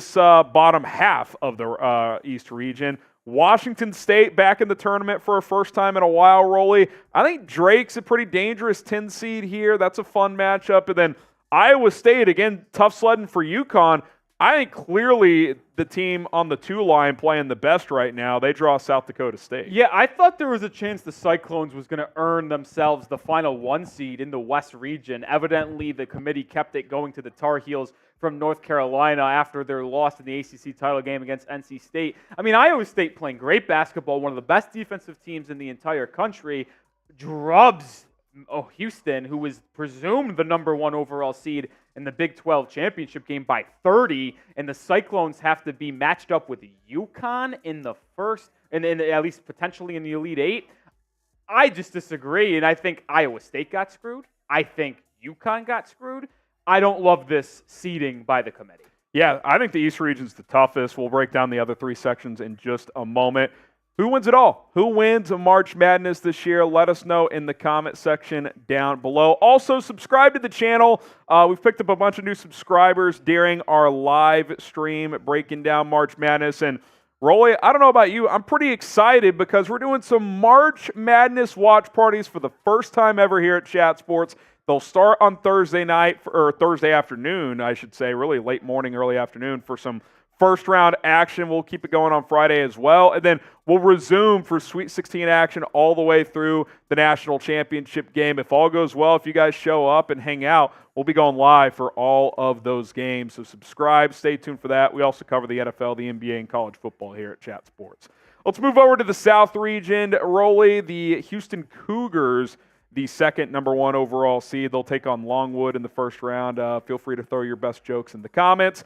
I like this 8-9 matchup. I don't think Nebraska, A&M are like, Final Four contenders, although A&M's a dangerous team. I just think in the first round, that's one of those fun games. Yeah, and when you look at this little top half of the South region in total, there's been some heavyweight bouts here. Nebraska, A&M, to your point, if Texas A&M is playing its best ball, which that's a big over-exaggeration. Very hit and miss. I mean, Tyrese Radford and Will Taylor is one of the best 1-2 combinations in the backcourt in the entire country. If they play their best basketball, I'm not saying they could beat Houston, but they will absolutely challenge them if they're playing good in that backcourt. And then you look below here, the Dukes of James Madison can absolutely take down Wisconsin. And it would not shock me one bit, Harrison, if JMU was matching up with Houston in the Sweet 16. The Blue Devils have talent, but they're hit and miss as well. James Madison went into Michigan State and beat the Spartans back in November. JMU is a team that could sneakily make a run here. Yeah, I completely agree with you on that front. Let's go to the bottom half of the South region.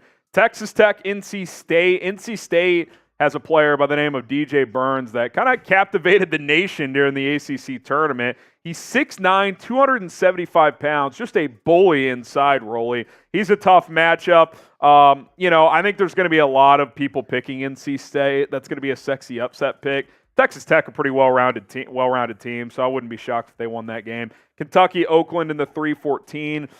You got the first play-in game right there. Florida faces the winner of Boise State and Colorado, which, quite frankly, I didn't think either of those teams were worthy of being in Dayton. Colorado 25th in net. I thought Boise was pretty safe. Apparently not. And then Marquette, Western Kentucky. What stands out to you with these four games? Yeah, it's the underseeding of the Florida Gators. They were in the SEC tournament championship game. They lost to Auburn, but they are playing very good basketball. Todd Golden has the Gators playing its best ball right now, which is what you want to do. I thought the Gators should have been on the 6 line. They evidently get put on the 7 line, and this is a nightmare matchup for Marquette. Shaka Smart hasn't really had the success in the tournament since the early 2010s runs with the VCU Rams. I thought this was the year that you could pencil in Marquette and Shaka Smart finally making a little bit of a run in the NCAA tournament. I don't think so anymore. You do not want to be playing Florida early in the tournament, and Marquette is going to have its hands full with the Gators in that round 2 matchup in the round of 32, because I like Boise State, I like Colorado, but I just like Florida more, and I'm nervous for the Golden Eagles if they're going to be able to get past the first week. I think all 3 of those teams could challenge Marquette, by the way. I like whoever comes out of that matchup. I'm a little skeptical of Colorado able to do so, but Boise State could give them a run. I just think Florida is so damn good. Yeah, they're playing really good basketball right now. Shout out to Prize Picks for sponsoring today's March Madness bracket reveal show. March Madness is why you should get going with Prize Picks. It's the perfect time of year to play daily fantasy. PrizePicks.com/CLNS. With the amount of games you're going to be watching, why not spice them up? Why not get more involved and get in on the excitement? And by the way, if college basketball isn't, the biggest thing you're into, well, you got the NBA, you got NHL. More or less on the stat projections, and you select more or less. And you collect money. 2 to 6 player entries. It's very simple. If you want to kind of wet the beak a little bit and get in on some action before the NCAA tournament to kind of get a feel for how it is, well, here's a 2-player entry I've got in the NBA tonight. I got a little deal on DeJounte Murray, a little discount on the points, 20.5. Take more on that. I like him to score 21 plus tonight. And then Kawhi Leonard, I took a Goblin pick there. There's demons and goblins. Demons means it's harder to hit. They raise the points, more or less, numbers there. In Goblin's case, which is that green little logo there, it lowers the point total. You take the more there, you can win up to 2 times your money on this entry, 10 to win 20. So it's kind of a safer entry, but I feel good on connecting. PrizePicks.com/CLNS. Use the code CLNS. Get that deposit match up to $100. Sign up with Prize Picks today and get in on the excitement. All right, we're going to go to the Midwest region here. The Purdue Boilermakers looking for redemption, Rolly. And I said this live when we saw this instantly, and I'll say it again here. Kind of feel like the committee threw them a bone by having the 16 that they're going to play, having to play in Dayton before. They'll play the winner of Montana State and Grambling. That's kind of how I see it. Yeah, I don't hate that line of thought. Utah State TCU is going to be an intriguing first-round matchup. I don't really see those two teams threatening Purdue I would agree with in the that. round of 32, but I want to focus in on this group right here because I think both Gonzaga and Kansas could be on upset alert early. I don't think Gonzaga is that good. I think McNeese is the best 12 seed there is out there. Will Wade has that team absolutely Will humming. wiretapping Wade, ready to go. I think McNeese State will be the most picked upset in the first round, but it should be for a reason. I would take the 12th-seeded, I forgot the Aggies, I believe, over Gonzaga. And I also Cowboys. Cowboys, that's right.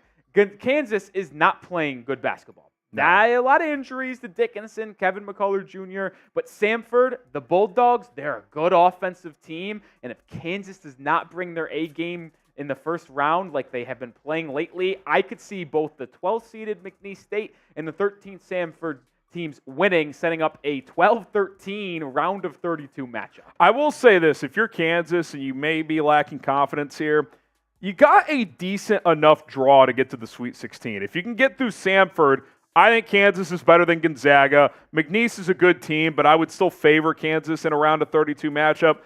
In that line of thinking, I think if you're Bill Self, you got to be pretty pleased with how this fell today for you. Bottom half of the Midwest region, you love this section. You think this is the toughest chunk in the entire bracket. Yeah, I tell you what, it's going to be a bloodbath trying to climb your way out of this 8-team little region. I thought South Carolina got screwed here. I thought the Gamecocks should have been on the 5 line. They're in the 6th.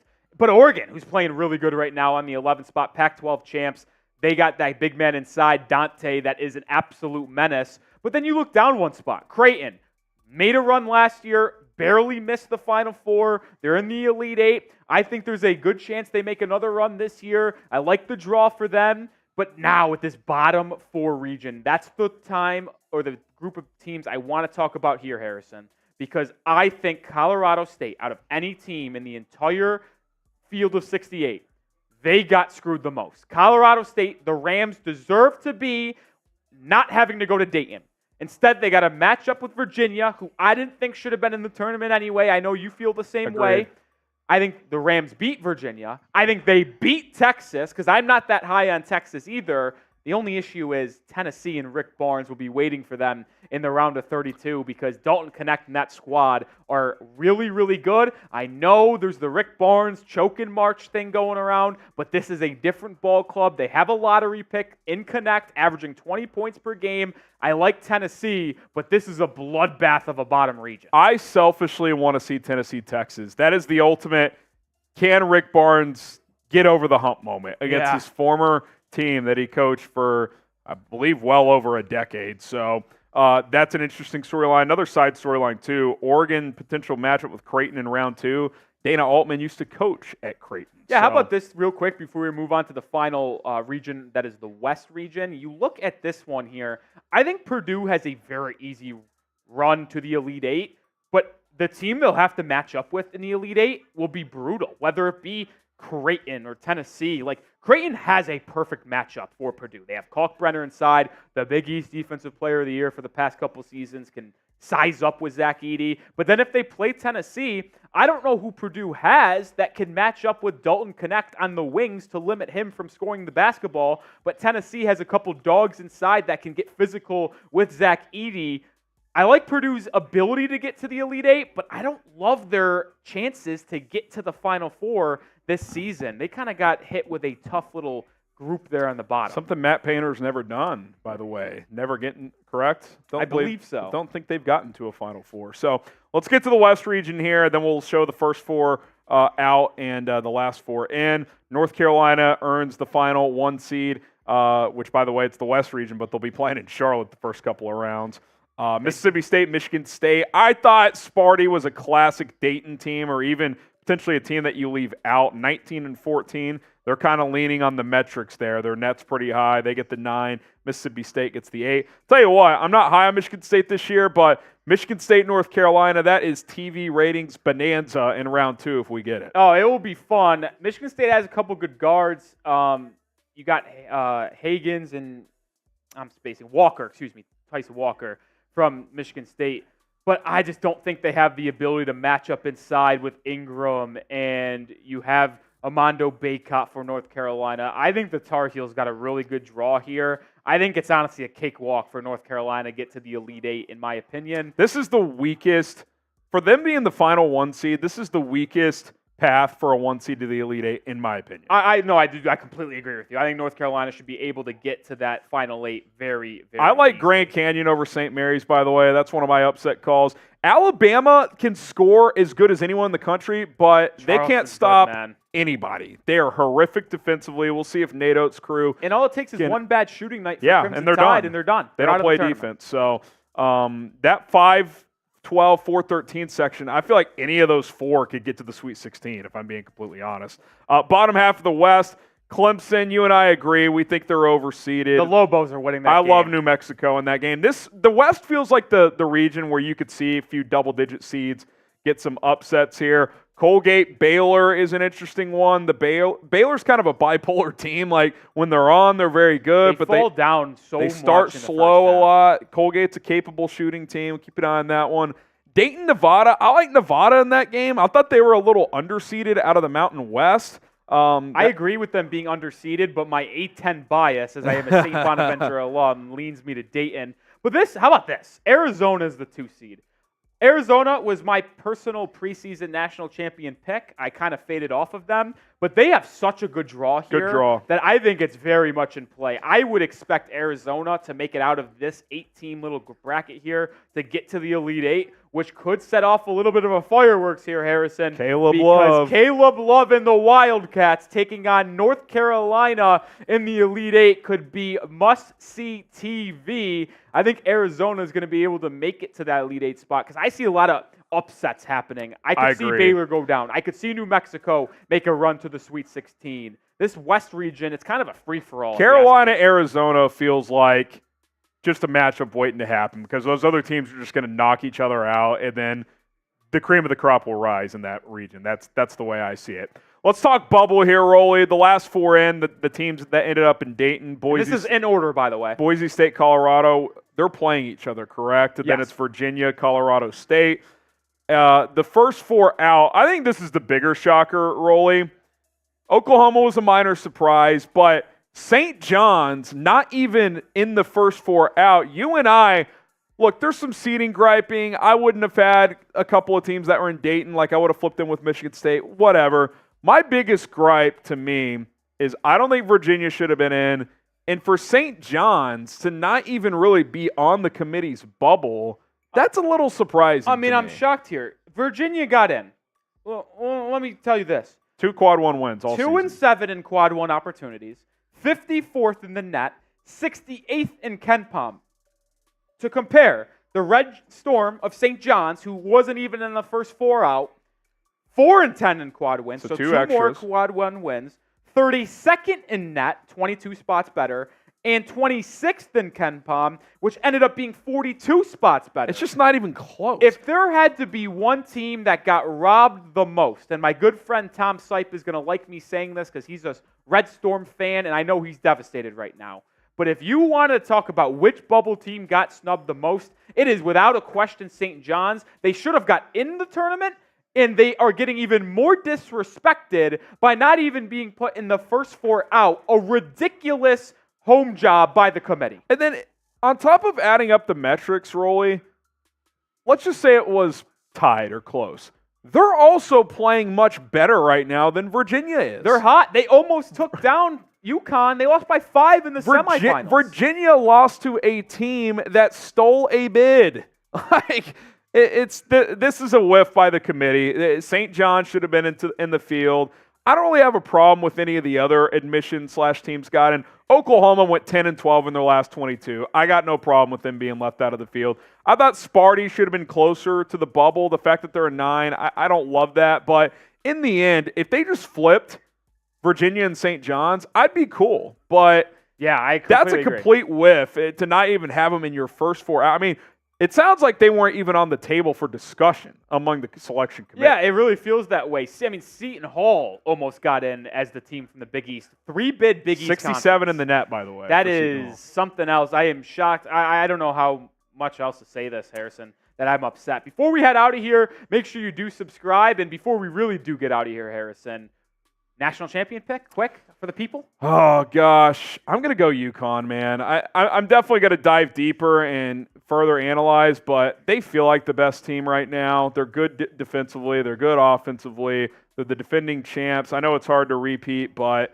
if they can get through that potential Sweet 16 game of Auburn and San Diego State, I like their path to the Final Four. I think they'd beat Iowa State in the Elite Eight, so I'll go UConn as my early pick, but subject to change between now and Thursday. My preseason national championship pick was the Arizona Wildcats. I think they have a great draw in the West, and for the people, for the culture, I'm sticking with the preseason pick. I'll take Arizona. I'll take Caleb Love, Omar Ballo, Tommy Lloyd. They have built a really good program over there in Arizona, so I'm sticking with that pick. And make sure you do subscribe as we do head out of here. We are going to be live for the first weekend of March Madness and beyond. Watch parties. We will have it all here, breaking down all the fun, the chaos, the cries. We have it all, so make sure the to hit buzzer that sub beaters. button.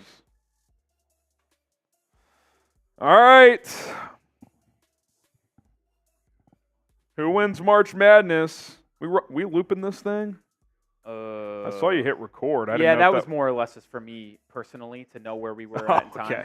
Yeah, no, we don't need to. I kind of just do that for cuts to know when I should place the sponsor. Okay, I gotcha. Who wins March Madness? We did get, I think, a couple more super chats. Yeah, if Rolly and I got to go soon, but if you guys want to get some super chat questions I think there's in, maybe one. we could take a few. Otherwise, we're going to call it here pretty quickly. Steven says Kentucky will get smoked in the first or second round if they play same horrible defense. That's kind of a common theme with some SEC teams. Alabama's a poor defensive team as well.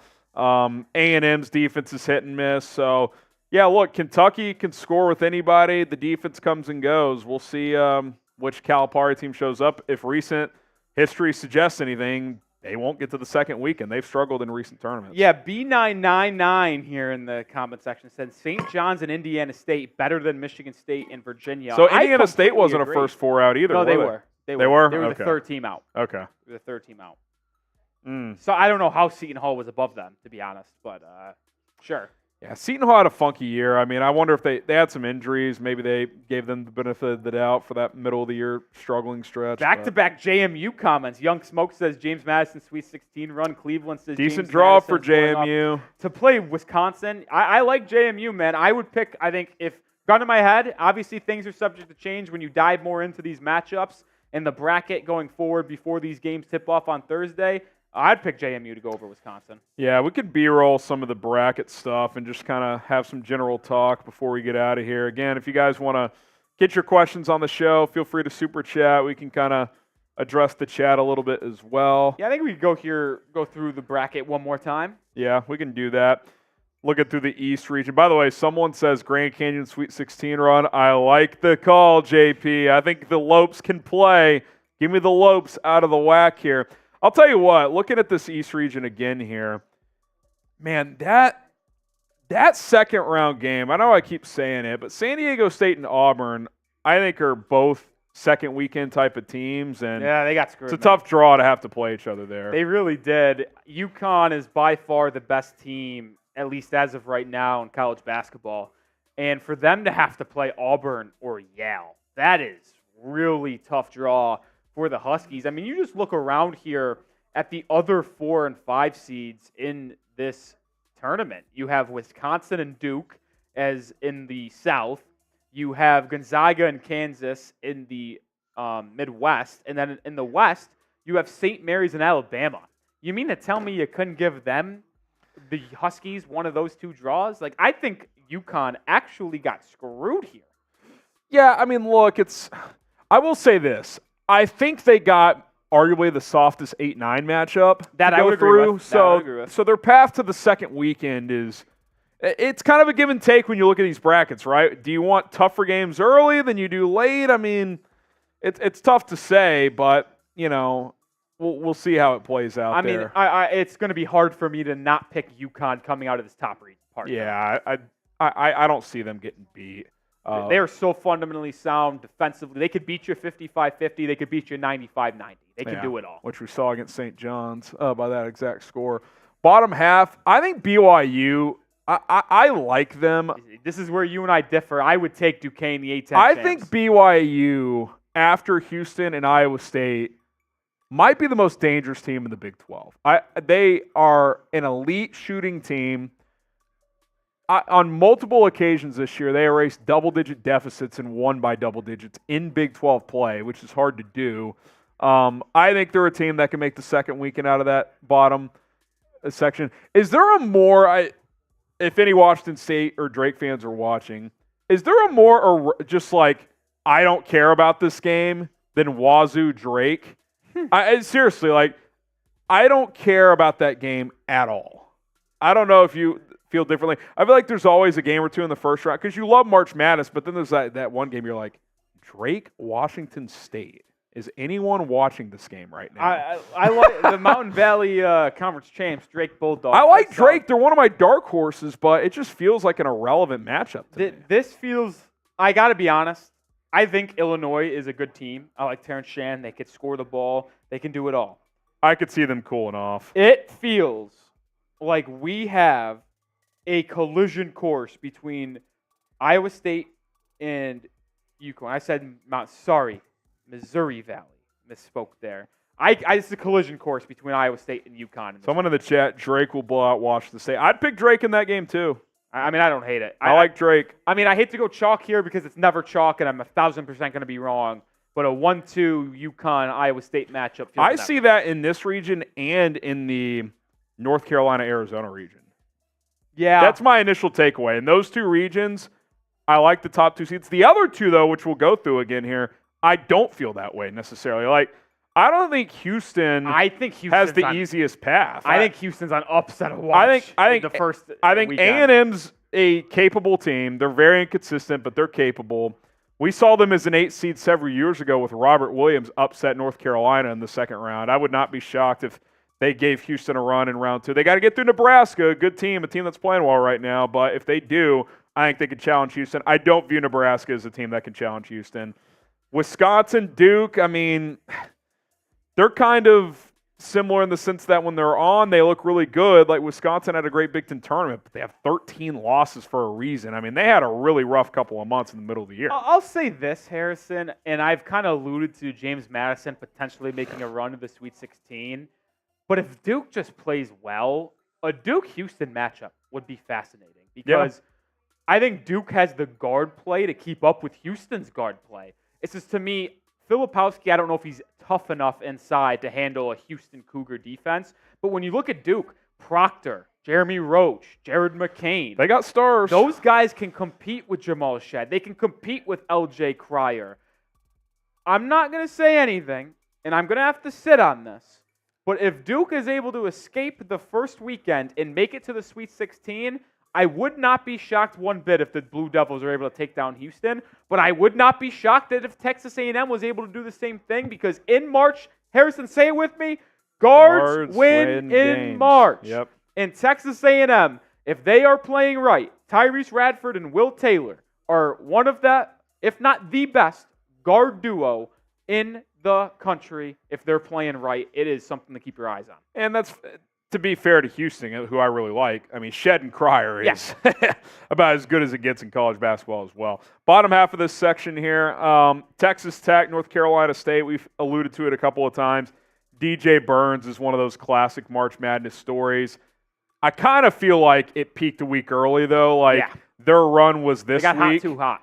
And obviously they had to win the conference tournament to get into March Madness, but I kind of think chalk ends up winning out there. I like Texas Tech in that matchup. Kentucky. I have no clue what to think about this draw for Kentucky. I think it's a pretty reasonable draw. It's just which Kentucky shows up. I told myself not to buy into Kentucky. I love their offense, but they play no defense. But I got to be honest, if they're able to escape the first weekend and make it to the Sweet 16, they have Final Four potential. They do, because I think they could absolutely beat Florida.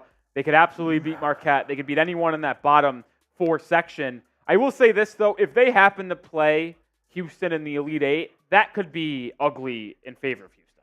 Yeah. Because they'll be able to score on Kentucky, but I'm not sure Kentucky's offense would be able to keep up with Houston.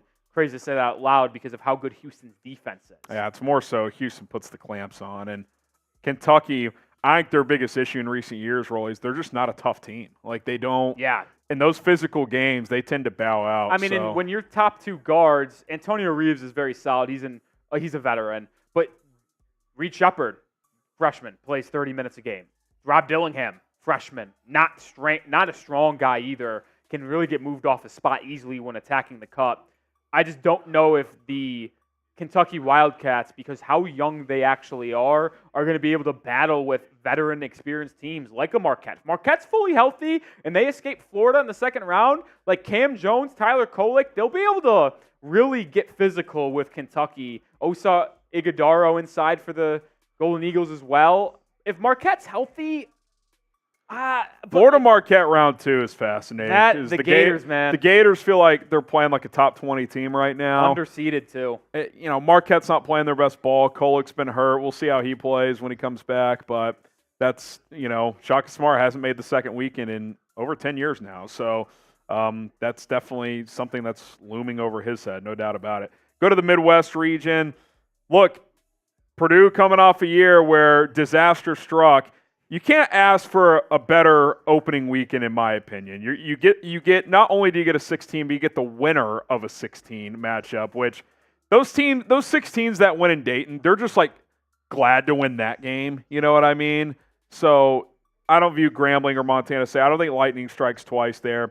Utah State TCU I think is a fun first round game, but I don't think either are that much of a threat to beat Purdue in round 2 because I don't think either of those teams can hold Edey to under 25 points. No, I agree. I will say this. I'm very low on Kansas, and I actually doubt they make it to the Sweet 16. But if they were able to, a Hunter Dickinson-Zach Edey matchup would be fascinating. I'm down on Kansas too, but gosh, you can't ask for a better draw if you're Bill Self. I know Samford is a solid team, but I think Gonzaga is the weakest 5 in the field. I think McNeese wins that game. Yeah, I do too. Gonzaga's going. And I think Kentucky or Kansas, look, there still would be the favorite to beat McNeese State. So, you found your way in a little manageable part of the draw if you're Bill Self. I don't think Selection Sunday could have gone better for Kansas, if I'm being completely honest. You could argue the same thing for Purdue, to be honest with you. Which is probably why they're going to play each other in the Sweet 16. Yeah, well, I don't know. I'm still debating. I'm going to have to look at the matchups, but I tell you what, it's going to be hard talking me off Will Wade and McNeese being at the Sweet 16. I just feel, I could see it. I just feel like if I'm Kansas in that matchup, I'm just feeding Dickinson over and over. Yeah, that is an issue. That's a problem with those small schools. The bottom 8 teams in the Midwest is, I've been very outspoken. This is going to be an absolute war to make it out of this 8-team group. South Carolina is way better than their seeding. They should have not been a 6. They should have been on the 5 line. Oregon, hot. Dante inside has been dominating. He's a great defensive presence. Wouldn't be surprised if the Ducks were able to get the upset. We know Dana Altman's a tournament coach. We know that. And Creighton. I mean, Talk me and try to convince me why they're not in the Sweet 16 at bare minimum again, because I don't think Akron can defeat them. Yeah, well, and my thing too is like South Carolina, great year, but this is their first rodeo, this group. Like, I would give Creighton the major hand up there. Yeah, I absolutely agree. But then this bottom four, man, Texas, and then you got UVA, Colorado State. I don't know how many times I'm going to have to say it. If you've been with us for the entire stream, you're going to know what I'm going to say. Colorado State got screwed. They were the last team in, which is an absolute joke. They deserve to be on the 10 line, but not in the last four. I think Colorado State is a team that will beat Virginia easily, and I say easily. I think they'll beat Texas. I don't know if they're going to be able to beat Tennessee in that second round game, but Colorado State's going to give them some issues. They have the best guard in this entire bottom half, by the way. Isaiah Stevens, if you don't know the name, get to know it now. He is better than Max Asmus at Texas. He's better than Trey Alexander at Creighton. He's better than Ziegler at Tennessee and Vescovy. Isaiah Stevens is going to give people issues in March, but ultimately the best player in this entire region is Dalton Connect, and I think he's going to lead Tennessee to the Elite Eight. But that Creighton-Tennessee game is going to be an absolute battle, or excuse me, Sweet 16 game, if that ends up being the case. That would be my favorite matchup of the entire tournament. Tennessee, Creighton, Sweet 16. Yeah, it could be a lot of fun. Let's get to the last region here. It is the West region, North Carolina, the number one overall seed. Look, you and I agree. I think Michigan State should have been closer to the bubble. I think they honestly probably should have been in Dayton, or I would have even been okay if they were out. I know their metrics are good, but 19 and 14 overall. But the potential TV ratings matchup of round two, North Carolina, Michigan State, that could be a lot of fun. I think that bottom four right there of this section of the West region, Rolly, is very manageable. I don't think St. Mary's is a great team. I think they're good, not great. Alabama plays no defense. They could score with anybody, but they don't defend. I think Grand Canyon and Charleston are two teams to watch that could pull off upsets in round one, and I would not be shocked if one of those teams got to the Sweet 16. Yeah, this is a fascinating top half. I just feel like North Carolina is a lock to the Elite Eight. Yeah, they would have to play really poorly. The only team I would even give a slight chance is Michigan State just because of Izzo. But, I don't see Alabama beating them unless they would have to just go nuclear from the field, which they can do. I don't think St. Mary's is a threat, so. I just am not a fan. I like Grand Canyon to the Sweet 16. That's my bold Just like with the Wisconsin, McNeese and Duke, Vermont little section, would not shock me if we have McNeese, Gonzaga, and Kansas section. Yeah. It would not shock me if the 12 and 13s both won those games. Yeah. It wouldn't. I agree. Bottom half as we round out here. Clemson, New Mexico. I love the Lobos here. They're trending up. Clemson's not played well in the last couple months. Baylor, Colgate. Baylor looking there. I think New Mexico could be a Sweet 16 team, Rolly. I am uncertain about a lot of things in this bracket so far, Harrison. If I'm certain about one, it is that the New Mexico Lobos will be playing in the Sweet 16. Get to know the name right now, Jalen House, son of Eddie House. I saw that. He is a shifty guard, leads the entire country in steals per game. He's one of the best streaky offensively. He's inefficient, but he can really score. They have the firepower to take down Clemson. They have the firepower to take down Baylor. I really, really like the Lobos. Richard Pitino, the only Pitino in the tournament. I think we'll have the Lobos playing deep into the tournament. And then you look at the bottom portion, Dayton, Nevada. Nevada got screwed a little bit here with their ranking. I thought they should have been in the 8-9, one of those two groupings, but they get put with the 8-10 not even regular season champs, actually, believe it or not. But Dayton's in. Arizona just feels like a team that is going to kind of moonwalk to the Elite Eight, to me, to be honest. After coming off an upset last year against Princeton, I expect Arizona to bounce back very strongly. Tommy Lloyd will have them fired up. Caleb Love, the Pac-12 Player of the Year, for better for worse, will be having this team cooking in the tournament. Yeah, I mean, we said it earlier, I'll say it again here. I think in the East and the West, the path for the 1 and 2 seeds feels very good. Yes. Like North Carolina, Arizona in the West, UConn, Iowa State in the East. Or no, it was the The Purdue section, we said that about, right? Or did we say it about UConn? We said Iowa about State? UConn, Iowa State, and then this one. And then this one, okay. Yeah, that's what we said. So we got 2,100 people watching live. Stick around for a little bit here. We've broken down the bracket in pretty deep detail here. If you missed it, the first 4 out were Oklahoma, Seton Hall, Indiana State, and Pitt. I can't believe St. John's wasn't at least in the first 4 out. Not even in this first 4. I mean, Pitt, I like what Jeff Capel has done to that program. They have some NBA talent on that roster. I think next year is going to be the year for the Panthers to make that tournament push.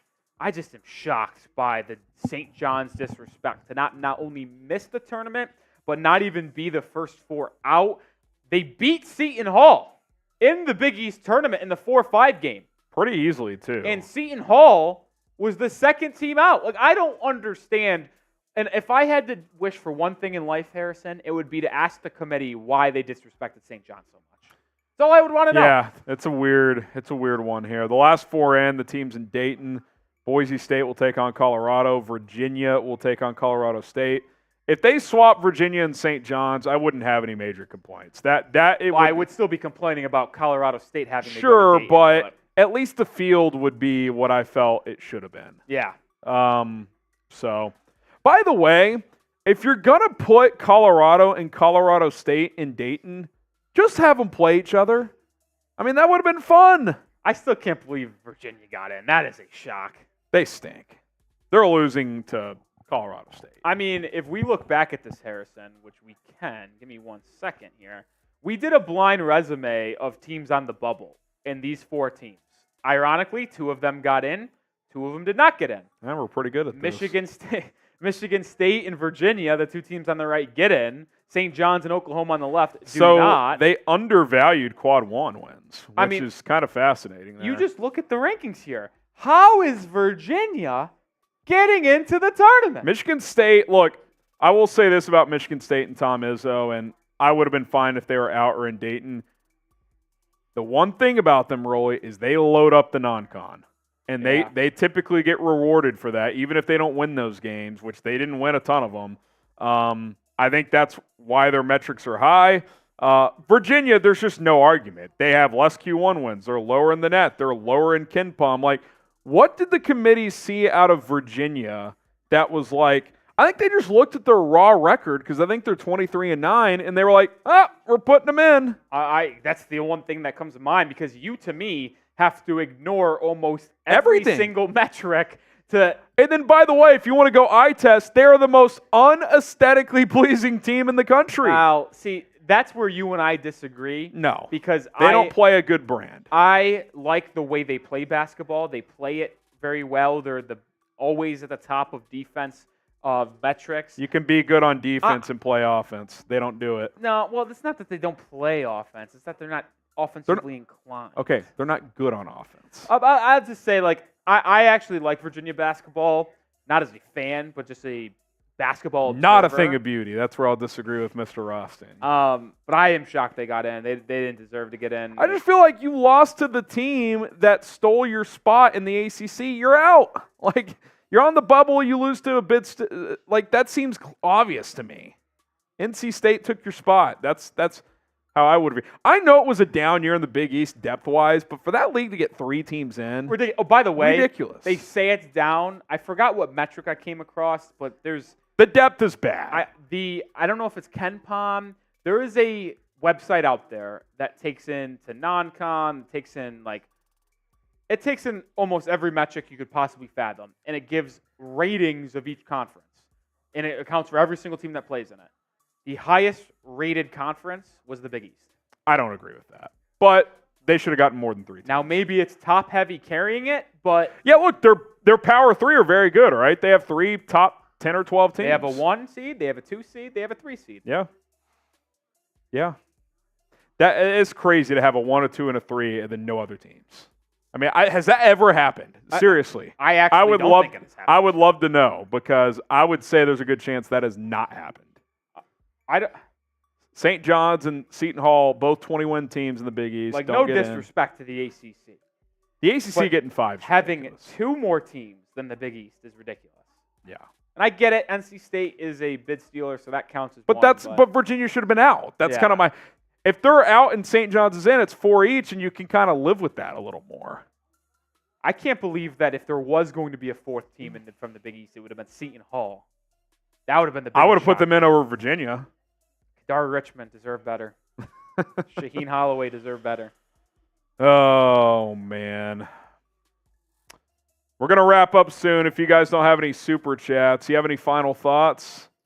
I want to get home, get some dinner, and then pull the old bracket. Are you a print out a bracket guy still, you old school, or have you given that up? No, I like having a printout. It's just so uncommon that you see it done nowadays. Yeah. But I don't hate the bracket. The problem with the printout bracket is that, like, you could technically lie. You know what I mean? Well, Like you have to tweet it out or something you could before just print out as many as you want and then no, fill it out as you go. tweet out your bracket before Thursday. But with the at electronic, noon. they lock in. You can't change them. Yeah. Well, you're a fraud if you change it. Yeah. Benson says Boise State got snubbed, still shot. They didn't get snubbed because they're in, but I agree they should not have been in. The Mountain last West four. should not have had a team in Dayton. In my They opinion. got 6 teams in, which everyone expected them to get. 6 and they all teams should have been in the field but straight up. 2 of them being in Dayton is ridiculous. I think Michigan State should have been in Dayton for one of them. And I'm just going to say it one more time. The fact that Colorado State was almost out of the tournament. I'm telling you right now, if Colorado State wasn't in, I would have I might have turned off the stream. Might have turned off the stream. Well, luckily that didn't happen. Hit subscribe. My number 1 dark horse team, by the way. Colorado State. And well, they they're almost the didn't one make it team. They're usually a team. I think last year this got broken, by the way. No, because Pitt. Oh. Wasn't there one year a Dayton team didn't win? I Almost every year a team that comes out of Dayton wins a first-round game. I do think Colorado State feels like the most likely team to do that. Yeah. So I would agree. All right, guys, we're going to sign off here. Hit the subscribe button, like the video. Can we get this stream to 1,000 likes? We're 200 away. We would greatly appreciate it if you like this video on the way out. He's Nick Rohloff. I'm Harrison Graham. Remember, March Madness live stream watch parties. We're going to react to all of round 1 action on Thursday and Friday. Between now and then, we'll have some NFL, NBA coverage as well. Maybe we'll do some kind of teaser March Madness special leading up to Thursday. Maybe we'll throw a video out there. Stay tuned for that. Appreciate all of you for tuning in. One team is going to win it all in the next month. He's Nick. I'm Harrison. Peace out.